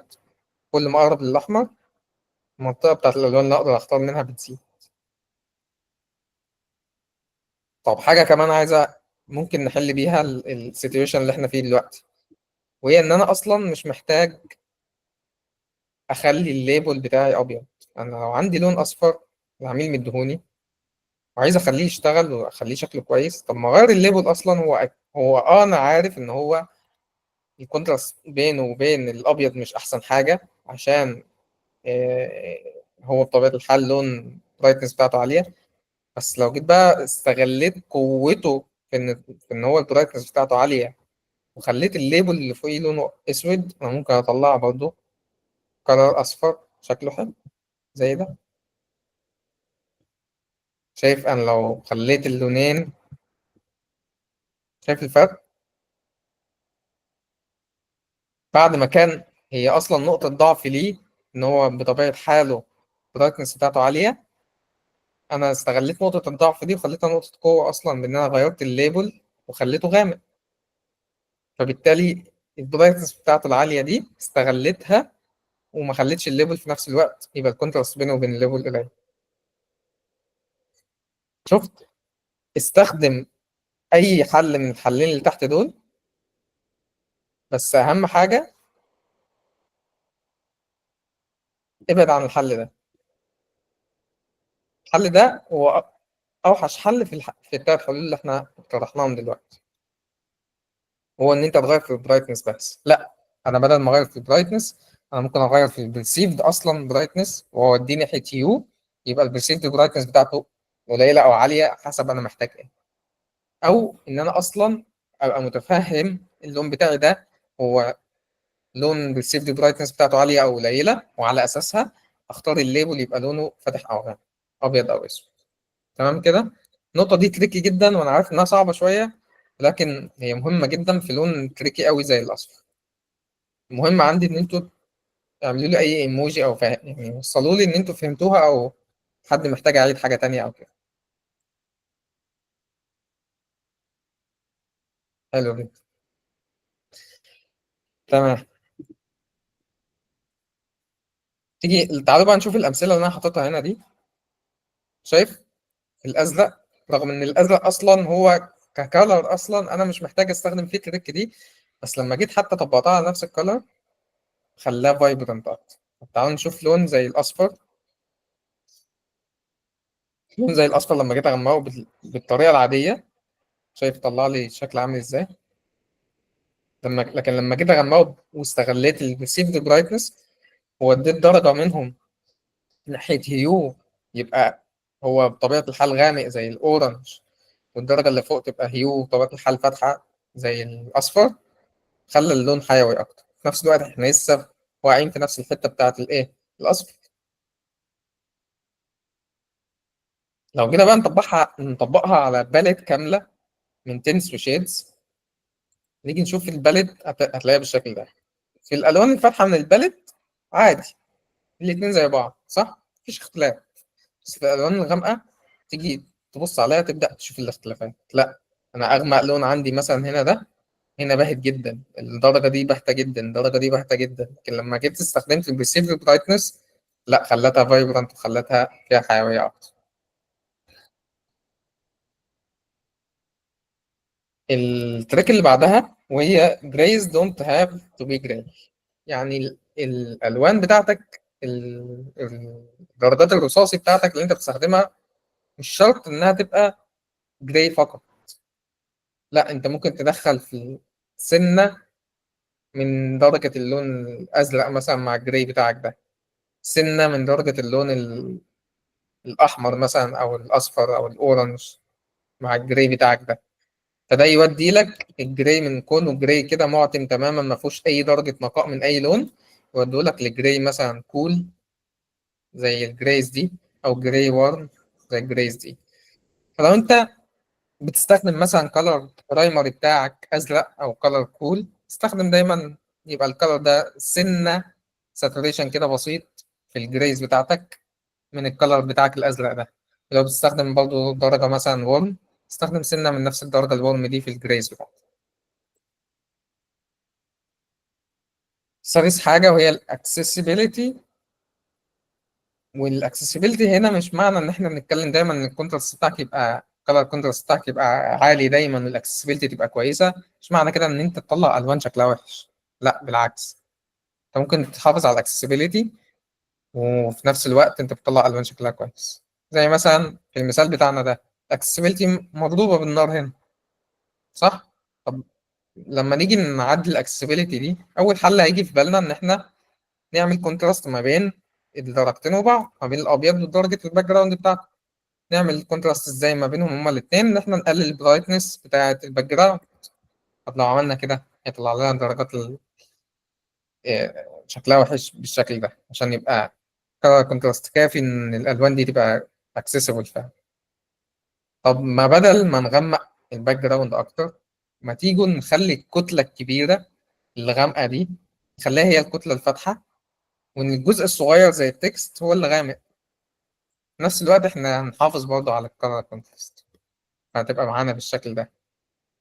فبدل ما كانت الكتلة الكبيرة هي الكتلة الغامقة، لا دلوقتي الكتلة الكبيرة هي الكتلة الفاتحة اللي شكلها هادي على العين، اللي شكلها كويس ومريح. والكتلة الصغيرة اللي هي التكست هو اللي ايه؟ اللي غامق. فمش معنى ان انت تحافظ دايما على الاكسسبيليتي بتاعتك معنى كده ان انت محتاج تطلع الوان شكلها وحش.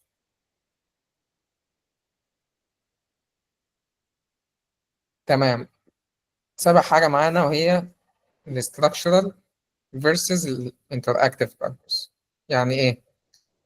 في رول كده احنا بنستخدمها، وهي ان انت لو جيت مسكت درجات الالوان بتاعتك اللي انت بتستخدمها، لو جينا نقسمهم لاربع ارباع مثلا، معظم الوانك اللي انت هتستخدمها في رسائل عايز توصلها لليوزر وحاجات مقروءه وحاجات ما فيهاش تفاعل من اليوزر هتبقى واقعه في الربع الشمال فوق هنا بالشكل ده. معظم الحاجات اللي فيها انتر اكتيفيتي وكليكس ومحتاج اليوزر يبص عليها عشان ياخد اكشن، يشوفها ويضغط عليها يبقى عارف ان اقدر اتفاعل معاها، تبقى واقعه في الجزء اللي فوق على اليمين ده. يعني ايه؟ يعني انت اي رسائل عايز توصلها لليوزر، تكست، باراجراف، ايا كان، هيبقى في الغالب نيوترال كولر، فهيبقى في الغالب في الجزء ده. حتى لو اخد من اللون بتاعك مش هيبقى واخده بلون درجه غامقه، هيبقى بدرجه فاتحه بالشكل ده. ولو عايز توصل لليوزر الحاجة دي انتر اكتف وبوتون او مثلا ايكون او حاجة اقدر اتفاعل معاها، هتروح ناحية ان الحاجة دي تبقى واخدة كولر واضح وفايبرنت وساتوريتد، البرايتنس بتاعته عالية، وهيبقى واقع في الحتة الجزء اليمين فوق. دي خليها تب كده او رول بتمشي بيها عشان تسهل على اليوزر القرارات بتاعته. يعني انت لو استخدمت الاستراكشرال والانتر اكتف نفس الدرجات او نفس المربع، ساعتها اليوزر مش هيبقى عنده قاعدة هو في نفسه في دماغه، في المنتال موديل بتاعه، ان ايه الحاجة اللي لما بشوفها بتديني دلالة على الانتر اكتيفيتي، او ايه الحاجة اللي لما بشوفها ما بتدينيش دلالة او ما بتريكولش في دماغي، او بتقول لي ان انت اقرأني بس انا مش محتاج انك تتفاعل معايا. لو انت حطيت القاعدة دي لنفسك وانت بتديزاين هتحطها دايما لليوزر في المنتال موديل بتاعك. فمثلا لو جينا نشوف مثال زي ده، هنلاقي ان هم اي حاجه ستراكشرال، اي حاجه اليوزر بيقراها، تكست باراجراف كبير، اوفر فيو زي اللي تحت ده، تكست زي اللي هنا، برايس، مش عارف سبيسيفيكيشنز، تايتلز، ليبلز، اسعار، بالانس، كل الحاجات دي هي حاجات ستراكشر، حاجات بتوصل معلومه لليوزر. كل الحاجات دي هو شايل منها اللون، هو مستخدم فيها الدرجه النيوترال. لكن الحاجات بقى اللي فيها انتر اكتيفيتي وعايز اوصل مشاعر لليوزر، زي illustration، زي كول تو اكشن، زي صور، البومز وهكذا، زي انتر اكشن او كول تو اكشن قصدي هنا، زي illustration هنا، زي ريتنج هنا. كل الحاجات دي بدأ يدخل فيها الوان عشان يعرف اليوزر ان الحاجات دي انتر اكتف معاه، سواء بقى انتر اكتف معاك بشكل ايموشنالي او انتر اكتف معاك بشكل ان انا عايزك تكليك عليها. طيب، آه، تامن حاجة معانا وهي استخدم الجريدينت عشان تزود الكالر كونتراست بتاعك. او الكونتراست بتاعك للحاجه. فمثلا في المثال بتاعنا هنا هو استخدم الجريدينت عشان يعمل كونتراست ما بين الاليمنتس اللي فوق هنا دي زي الكلام والصوره والبوتونز، وما بينها وبين الباك جراوند اللي ورا. لو شال البلور ده تحس ان الكونتراست قليل جدا ما بينهم. الحاجه اللي بعدها وهي ان اللون الابيض لازم يبقى دايما بيعبر عن الحاجه اللي قريبه لليوزر. يعني ايه؟ يعني انا لو جيت مسكت سكرين واحده من كل السكرينز دي هتلاقيني زي مثلا السكرين هنا دي، هتلاقي ان الباك جراوند البعيده خالص لونها جراي. طب الحاجه اللي فوقيها لونها ابيض. ده معناه ايه؟ معناه الحاجه دي اقرب لليوزر، فالحاجات القريبه لليوزر بديها اللون الابيض دايما. الحاجات الابعد من اليوزر بتروح ناحيه الجراي فتبقى اغمق. لو حاجات ابعد منها تبقى اغمق، وهكذا لحد ما نروح لاغمق حاجه. فاغمق حاجه هي ابعد حاجه لليوزر، وافتح حاجه اللي هي الابيض هي اقرب حاجه لليوزر. ده كونسبت دايما او رول استخدمها معاك في الديزاين دايما. تلاقي هنا دي سكرينز من خمس ابلكيشنز مختلفين عن بعض بيطبقوا نفس الرول. الباك جراوند دايما لونها جراي، كل الحاجات اللي فوق الباك جراوند لونها ابيض. ليه؟ الحاجات دي اقرب لليوزر. الحاجات دي انا محتاج افوكس عليها اكتر، محتاج اخلي اليوزر يركز عليها اكتر.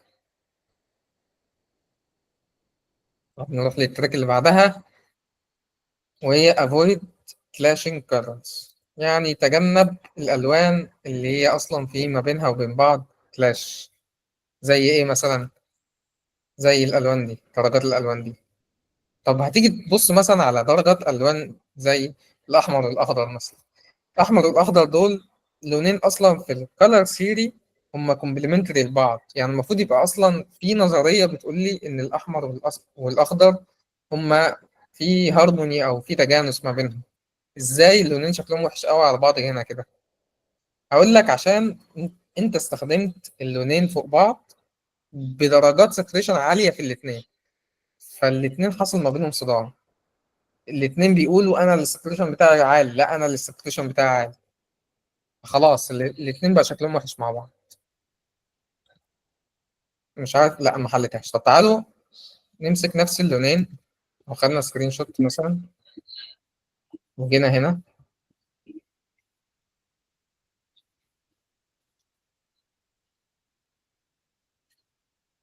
وجيت مثلا خدت درجة اللون الأخضر ده وحطيت في الباك جراوند بتاعها درجة اللون الأحمر ده. طب لو جيت قللت الساتوريشن بتاع الأحمر مثلا، خليته هنا كده، في نفس الوقت جيت مثلا غمقت الأخضر ده شوية، نقول مثلا نغمقه كده. شايف؟ بدل ما كان اللونين شكلهم وحش على بعض في كلاشنج ما بينهم. استنى.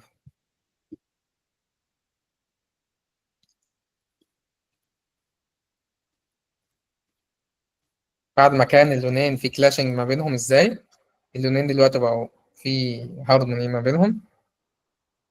عشان انا ما استخدمتش ساتوريشن عاليه في اللونين مع بعض، او ما استخدمتش برايتنس عاليه او قليله في اللونين مع بعض. انا برضه على فكره في نفس اللونين اهو، لو جيت استخدمت قللت الساتوريشن في الاثنين، نقول مثلا خليها هنا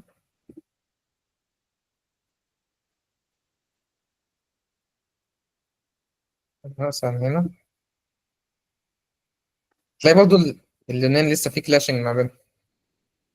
فالفكره كلها مش في ان انت تقلل الساتوريشن في الاثنين او تكبرهم في الاثنين. الفكره كلها في ان انت ما تخليش الاثنين نفس الساتوريشن، وما تخليش الاثنين نفس البرايتنس. خلي دايما يبقوا مختلفين عن بعض في الساتوريشن والبرايتنس عشان يبقى في كونتراست كافي ما بينهم هما الاثنين، فبالتالي يبقى اللونين متناسقين مع بعض. طب تعالوا نروح للتريك اللي بعدها. don't use pure black او pure white. يعني ايه؟ يعني ما استخدمش لون اسود تماما صرف، او ما استخدمش لون ابيض تماما صرف. دايما اروح شويه ناحيه الجراي. وده نفس الكونسبت بتاع الريكتانجل اللي انا رسمته لكم لو فاكرين. ابعد عن الحواف بتاعة اللون بتاعك. انت لو رحت ناحية الحافة اللي فوق خالص على الشمال هتوصل لإيه؟ اللون الأبيض. لو رحنا ناحية الحافة اللي تحت خالص على اليمين توصل للون، أو تحت خالص على اليمين أو الشمال يعني أيا كان، هتوصل للون الأسود. ابعد عن الحواف دي تمام، قرب شوية ناحية جوه، هتلاقي معاك اللون الأسود والأبيض ما عادوش صعبين على العين قوي بالشكل الكبير ده. لا، تلاقيه بدأ يبقى أقرب للي اليوزر بيشوف في الحالة الحقيقية. لأن في الحالة الحقيقية مفيش حاجة اسمها أسود صرف، ولا في حاجة اسمها أبيض صرف. دايما هي حاجة يعني contaminated، أو حاجة أقرب ناحية الجراي أكتر. يا جراي غامق يا جراي فاتح، لكن مفيش حاجة اسمها أبيض صرف 100% أو أسود صرف 100% في الحالة الحقيقية.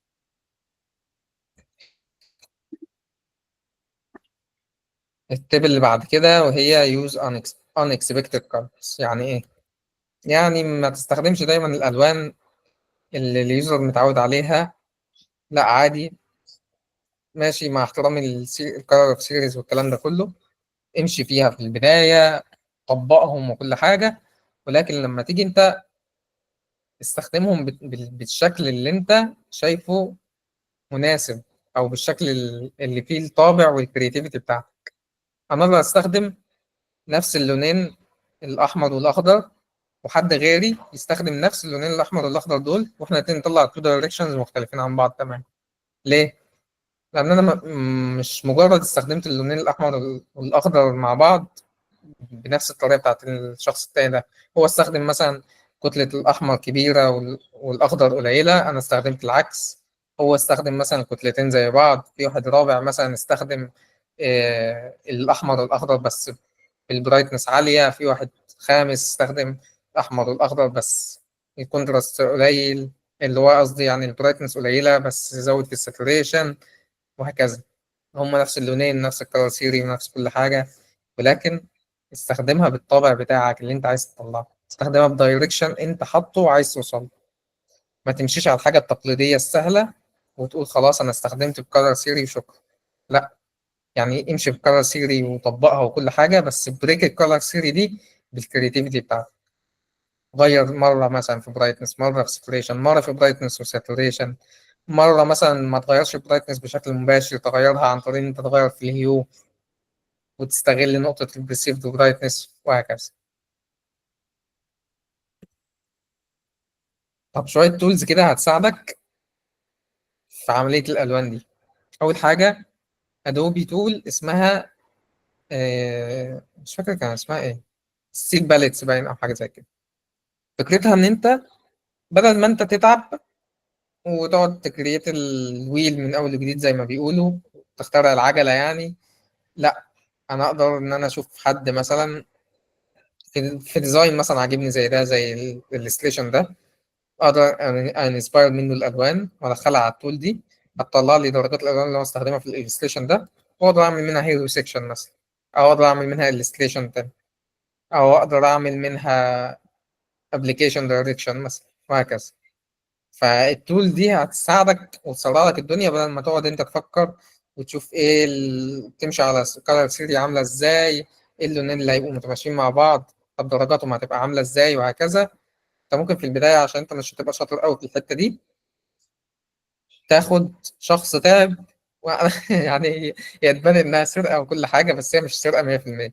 انت هتوظفها بشكل مختلف عنه، لكن هو واحد فاهم اكتر منك في الالوان وطبقها بشكل كويس، فانت هتنسباير منه بس طريقه ميكسنج الالوان دي، وهتحطها بقى تكيفها على الكونتكست بتاعك، ان كان الكونتكست بتاعك ده عامل ازاي.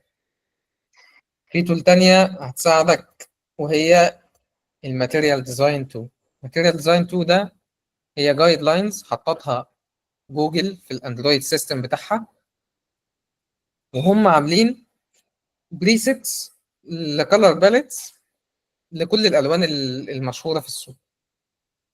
انت بدل ما تتعب برضه وتقعد تخلق العجله من اول وجديد، ادخل على الماتيريال ديزاين 2، هتلاقي البريسيتس اللي هم حاطينها للالوان دي. انت مثلا براند كالر بتاعك لونه عامل ازاي، ازرق مثلا، خلاص هتروح تشوف اللون الازرق الماتيريال ديزاين تول، البريسيت اللي هم عاملينها تاخدها وتطبقها عندك في الديزاين دايركتلي، من غير ما انت اللي تخلق التنسل شيدز، لان انت في البدايه هتبقى صعب عليك، انا عارف انت تطلع تنسل شيدز شكلها كويس. وعادي يعني هم نفسهم اصلا ده حاجه اوت سورس يعني، وحاجه اوبن سورس قصدي، وحاجه يعني هم بيقولوا لك استخدمها عشان تسهل عليك الديزاين بتاعك يعني.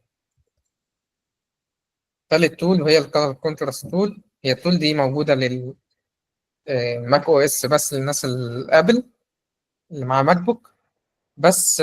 في تولز ثانيه هتلاقيها برضه موجوده للويندوز عادي جدا.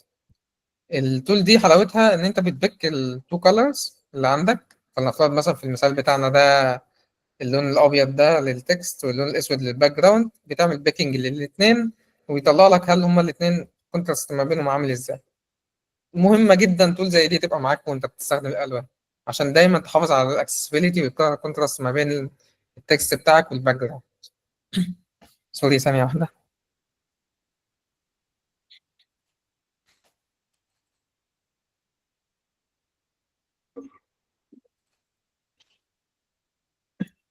اوكي. التول اللي بعد كده، لا ما عادش فيه تول. شكرا لكم، ورب اكون افدتكم. انا كده خلصت التوبيك بتاعنا النهارده، هو الالوان. إيه، يا رب أكون فعلا عرفت أضيف لكم حاجة للألوان، أو على الأقل خالص ثبت الأساسيات والفاونديشنز عندكم.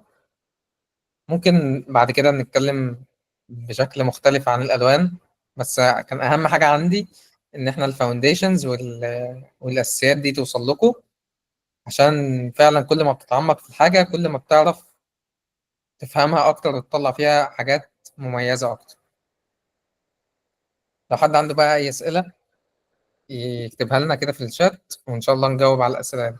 أنا عارف إن أنا كنت سريع برضه سنة، بس عشان نلحق نكمل السيشن كلها.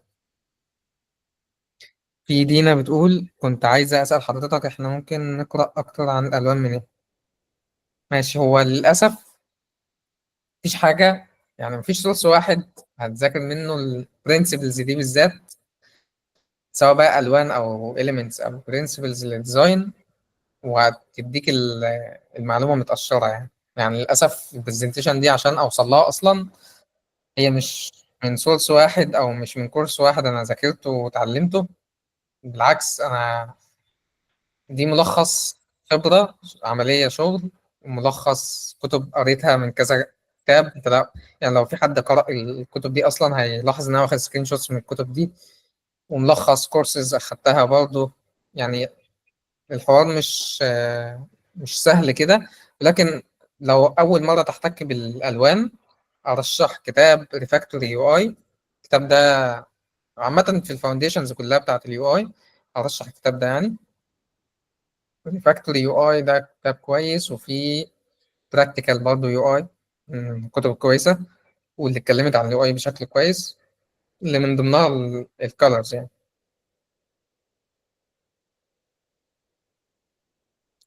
شكرا يا عمرو، والله تسلم. كان في حد رفع ايده انا مش عارف مين. ممكن لو تعرف تفتح المايك يعني افتح المايك والكلام على طول. اللي عايز يفتح برضه المايك يفتح يا جماعه عادي، بس ارفعوا ايديكم بس عشان نبقى الموضوع منظم.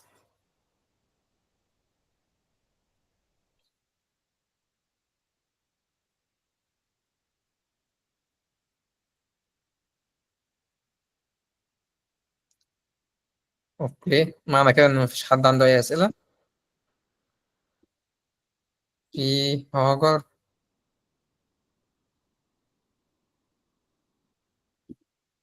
استخدم درجة ايه في الجراي في الباك جراوند بدل الأبيض؟ اه اوكي.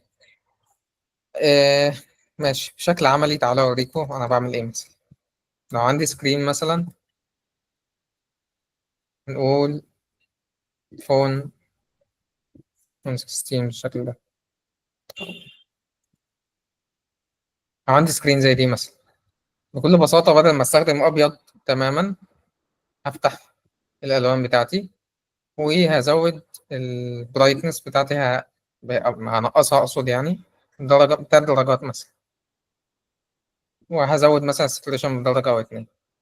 فبالتالي بقى عندي درجة جراي اقدر ان انا استخدم عليها اللون الابيض عادي. فلو حطيت مثلا لون ابيض زي ده كده، قول مثلا اللون الابيض ده هيبقى، نقول ممكن كده. حطيت عليها درجة ابيض بالشكل ده، هيبان ان الجراي اللي ورا ده بعيد والابيض هو اللي قريب لي. اقدر بقى ان انا عشان اتجنب حته الكونتراست دي برضو ادي ستروك مثلا للكارد بتاعي ده، ادي ستروك بجراي مثلا خفيف بالشكل ده، اديله راوندنس مثلا عشان يبقى شكله افضل. بس فطلع معايا كارد اهو بالشكل ده. هو مطبق الرول بتاعة الجراي والوايت، جراي بعيد والوايت قريب. بينطبق برضه على الويب سايت ولا لأ؟ في الاكسبيرينس بتاعت الويب سايتس هي مختلفة شوية، عادي ممكن تستخدم درجة أبيض في الباك جراوند. وعلى فكرة في الموبايل ممكن تبريك الرول وتستخدم درجة أبيض في الباك جراوند عادي. يعني مش شرط إن أنا دي الحاجة الوحيدة اللي استخدمها. طب ما أنا لو استخدمت الباك جراوند لونها أبيض والكارد نفسه لونه أبيض برضه عادي أهو، بس استخدمت مثلا الجراي، فتحتها شوية، عادي طلع معايا كارد برضه شكله كويس.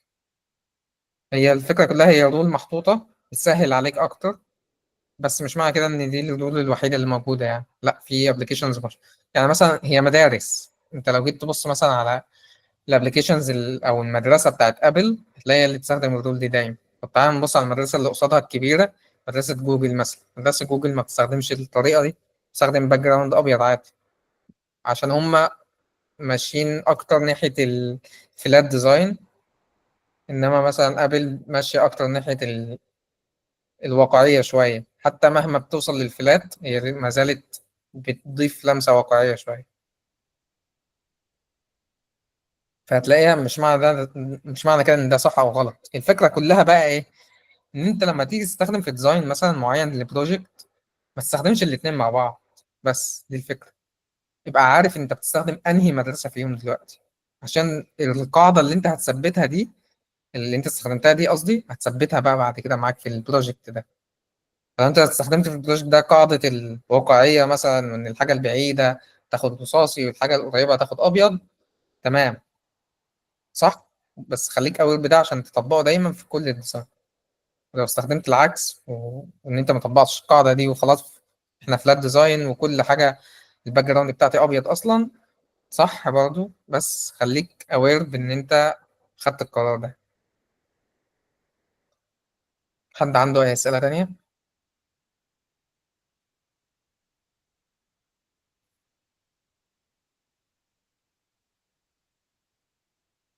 لو اللون الأساسي الساتوريشن فيه عالي، أتعامل إزاي مع حاجة زي كده؟ انت ما فيش حاجه اسمها اللون الاساسي الساتوريشن بتاعه عالي اصلا. احنا زي ما اتفقنا، عندنا اللون بتاعنا بنطلع منه شيدز وتنتس،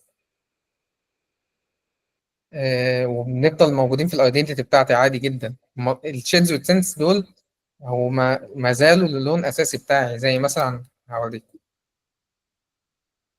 كان في مثال زي ده مثلا. احنا لو هنقول مثلا البراند ايدنتيتي بتاعتنا، او لا خلينا نروح لمثال تاني.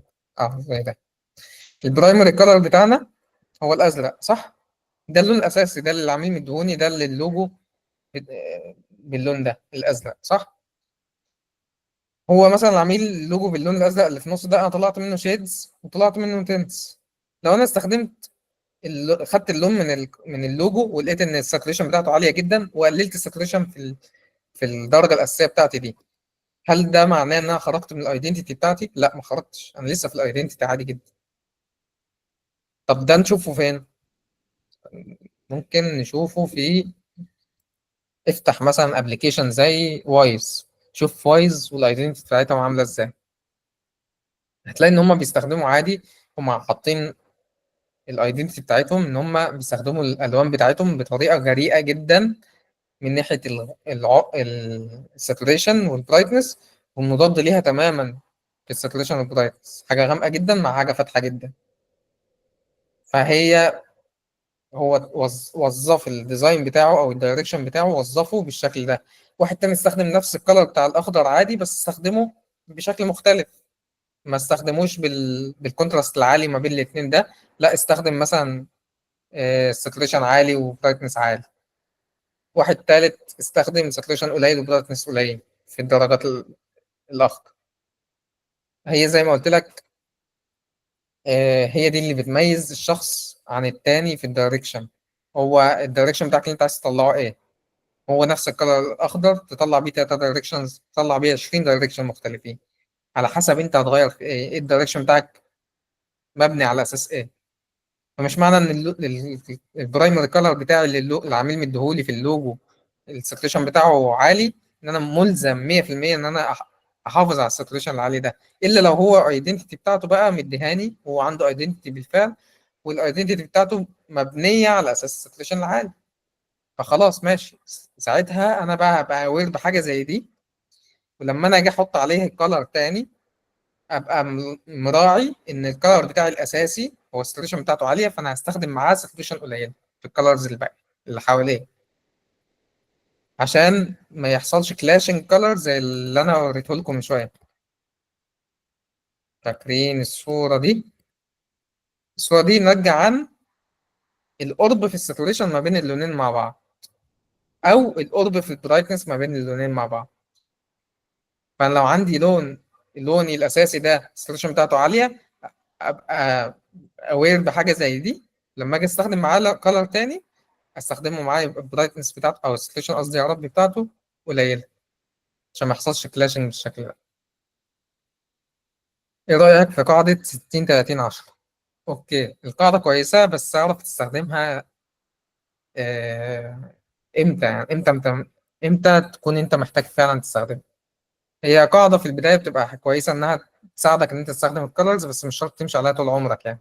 تستخدمها في البدايه عشان تمشي ايدك في الالوان، وبعد كده بريك القاعده دي عادي جدا. آه، هتساعدك جدا في ان انت تعمل دايركشنز كمان، ده رأيي يعني. حتى فيما بعد لما تبقى عندك خبرة، هتطلع بنفس القاعدة رول واحدة بس، هتطلع دايركشنز لا نهائية من نفس الرول. فمثلا مرة هتستخدم النيوترال كولرز عالية جدا، والبرايمري كولر بتاعك مثلا هو اللي 10%. مرة تانية هتستخدم لا البرايمري بتاعك هو اللي 60%، والنيوترال كولرز هي اللي 30%، وهكذا. فقاعدة بتديك حرية أكتر في إن أنت تستخدم الألوان وتطلع دايركشنز للديزاين بتاعك مختلف. حد عنده أسئلة تانية؟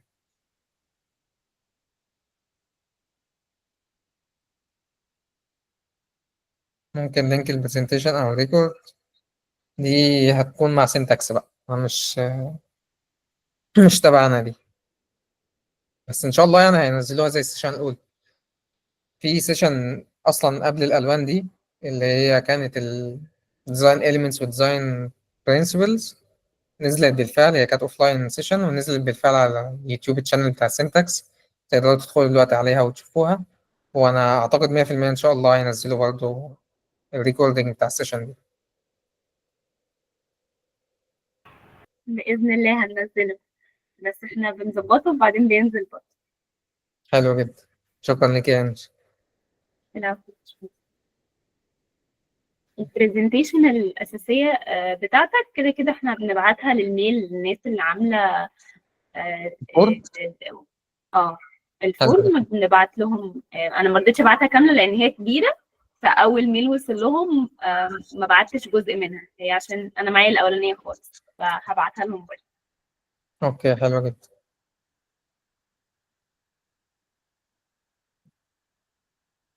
اعتقد كده تمام، محدش عنده اسئله.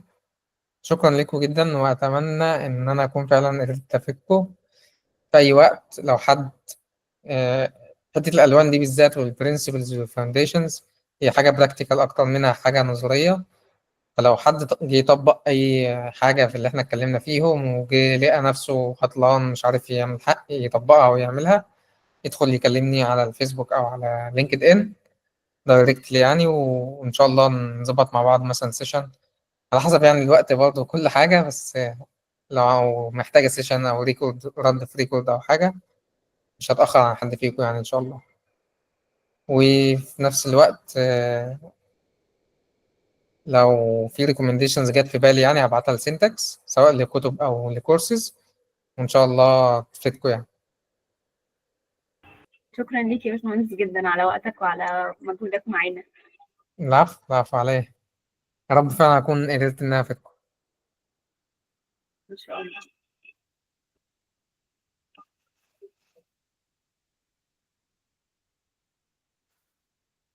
يعني إحنا ممكن نبريك النظريات بعد كده؟ طبعا. هي دي الفكرة أصلا، إن أنت تفهم إحنا نفهم النظريات، فبالتالي لما نفهمها نعرف إمتى نطبقها وإمتى لأ. نفس فكرة نفس فكرة أي حاجة في الدنيا يعني. يعني مثلا في اليو إكس، لو إحنا كل بروجكت دخلناه طبقنا نفس التولز ونفس كل حاجه، لو كل بروجكت دخلناه عملنا يوزر جيرني، هل كل بروجكت بيبقى محتاج يوزر جيرني اصلا؟ لا. في البدايه عشان احنا لسه الاكسبيرينس قليله وكده فبنطبق كل حاجه ماشي صح، لكن لما تبقى بقى تيجي دي في المجال بتاعك تاخد اكسبيرينس، هتعرف امتى تستخدم اليوزر جيرني وامتى لا. هي نفس الفكره في اليو اي. اول ما تاخد الخبره بتاعت اليو اي وتستخدم الرول دي كذا مره، تعرف امتى هي مفيده وتستخدمها ومحتاج فعلا تستخدمها، وانت محتاج تبريكها وتبريكها بالشكل اللي عامل ازاي كمان. بس انت عرفت حدودك عامله ازاي، لانهي منطقه اللي بتبقى فعلا بتضبش معاك خالص على الاخر، وانهي منطقه اللي بتبقى فيها حريه في الحركه شويه. ينفع تستخدم لون صريح عادي جدا، بس الفكره كلها الكونسبت او الفلسفه بتاعتك في الديزاين هتبقى عامله ازاي. بس زي ما قلت لكم دايما هتلاقوا الناس اللي بتبعد عن، يعني في ناس مثلا ابل مثلا، هل ابل لما بتستخدم اللون الابيض او الاسود صريح 100% هي غلطانه؟ لا، مش غلطانه، عادي صح. فلسفتها انها بالنسبه لها اللون الاسود، ان انا استخدم لون اسود 100%، ده بيساعدني في الاوبتمايزيشن مثلا بتاع البطاريه عشان البكسلز دي بتقفل تماما 100%. هفهمكم. آه، في نوع شاشات كان طلع جديد في سنة 2011 تقريبا مع الايفون 5 اس حاجة كده. النوع الشاشة الجديد ده الاوليد تقريبا كان اسمه كده، نوعه كان فكرته في الإضاءة بتاعة البكسل، هل هي شغالة أو لأ، ولو هي شغالة بكفاءة عاملة إزاي. فمعنى إن حاجة ظاهرة على السكرين إن البكسل دي شغالة، ولكن شغالة بدرجة معينة أو بكفاءة معينة. لو مفيش أي حاجة ظاهرة على السكرين معنى كده إن البكسل دي طافية تماما، ما بتستهلكش طاقة نهائي. وده كان طفرة عن الشاشات اللي قبلها. الشاشات اللي قبلها كانت سواء أنا مستخدم البكسل أو لأ هي بتستهلك طاقة، فمش فرق. فعشان ابل عملت الطفره دي اضطرت، او مش يعني يعتبر اضطرت في نفس الوقت، هي حاجه ميزه يعني كبيره قوي، تريد اوف ورثت ان انا اخده، وهي ان انا استخدم اللون الاسود الصريح 100%. معنى ان اللون اسود 100% معنى كده ان البكسل دي مش مستخدمه، معنى كده انها مش تستهلك طاقه تمام.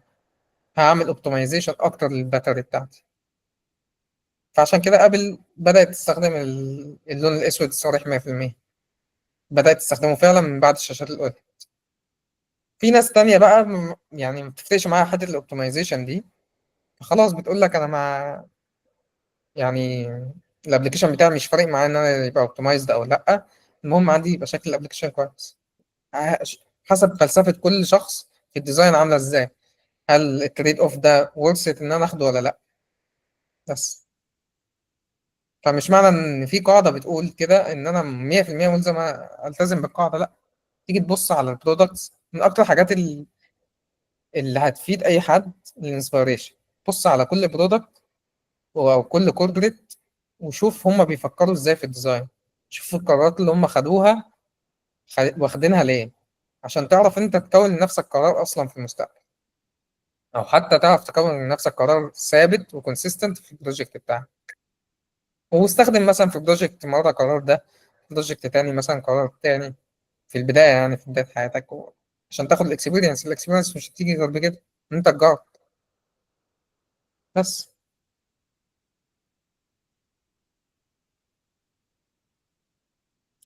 نقطة المقاسات دي، حاول دايما تستخدم مقاس صغير عشان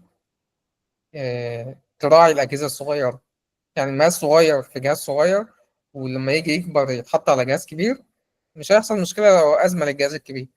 لكن لو جهاز كبير مثلا، أنت بتعمل ديزاين لجهاز شاشة 1920 مثلا ويتس، وجيت تستخدمه على جهاز 1200 بكسل ويتس، فساعتها شوف انت بتبقى واخد حريتك بقى في الديزاين وبتحقق احلامك وعامل جريد سيستم 16 بكسل، 16 عمود قصدي.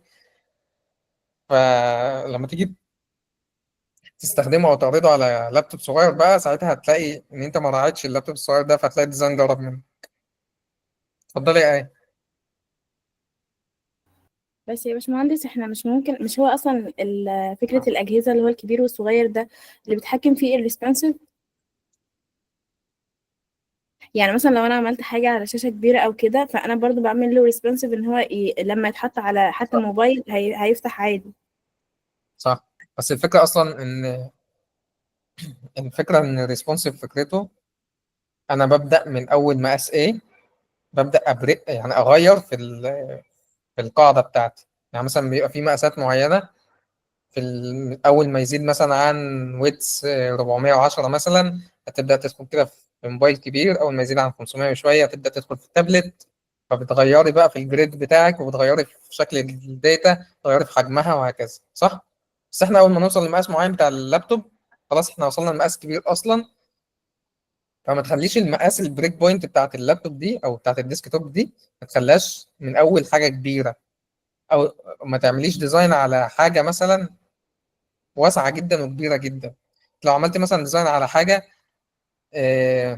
1920 زي ما قلنا، والبريك بوينت بتاعتك اصلا بعيده عن 1920، بريك بوينت اصلا عند 1400 مثلا او 1200، فانت متخيل ان نفس الديزاين بتاعك اللي انت عملتيه ديزاين على 1920 ده هيفضل يصغر يصغر بنفس الجريد بنفس اللي اوت بنفس كل حاجه لحد ما يوصل للبريك بوينت بتاعت 1200. فحاولي دايما الديزاين يبقى، السكرين اللي انت بتعملي عليها ديزاين دايما تبقى قريبه للبريك بوينت بتاعت الديسكتوب دايما، ما تبقيش بعيده عنها. اللي هي مثلا تبقى بس كام؟ هي في الطبيعي 1280 تقريبا، ده اصغر مقاس شاشه لابتوب تقريبا دلوقتي، اللي هو اللابتوب اير، ماك بوك اير. وانا بستخدم 1200 وشويه دي، هي ديفولت في فيجما يعني. لو جينا نبص هنا 1280 اهي، ماك بوك اير. تقريبا ما فيش شاشه ويتس بتاعها اصغر من كده. ساعتها بقى بنبدا ندخل في تابلت يعني. حد عنده اي اسئله تانية؟ مش شرط في كولرز، حتى في اي حاجه.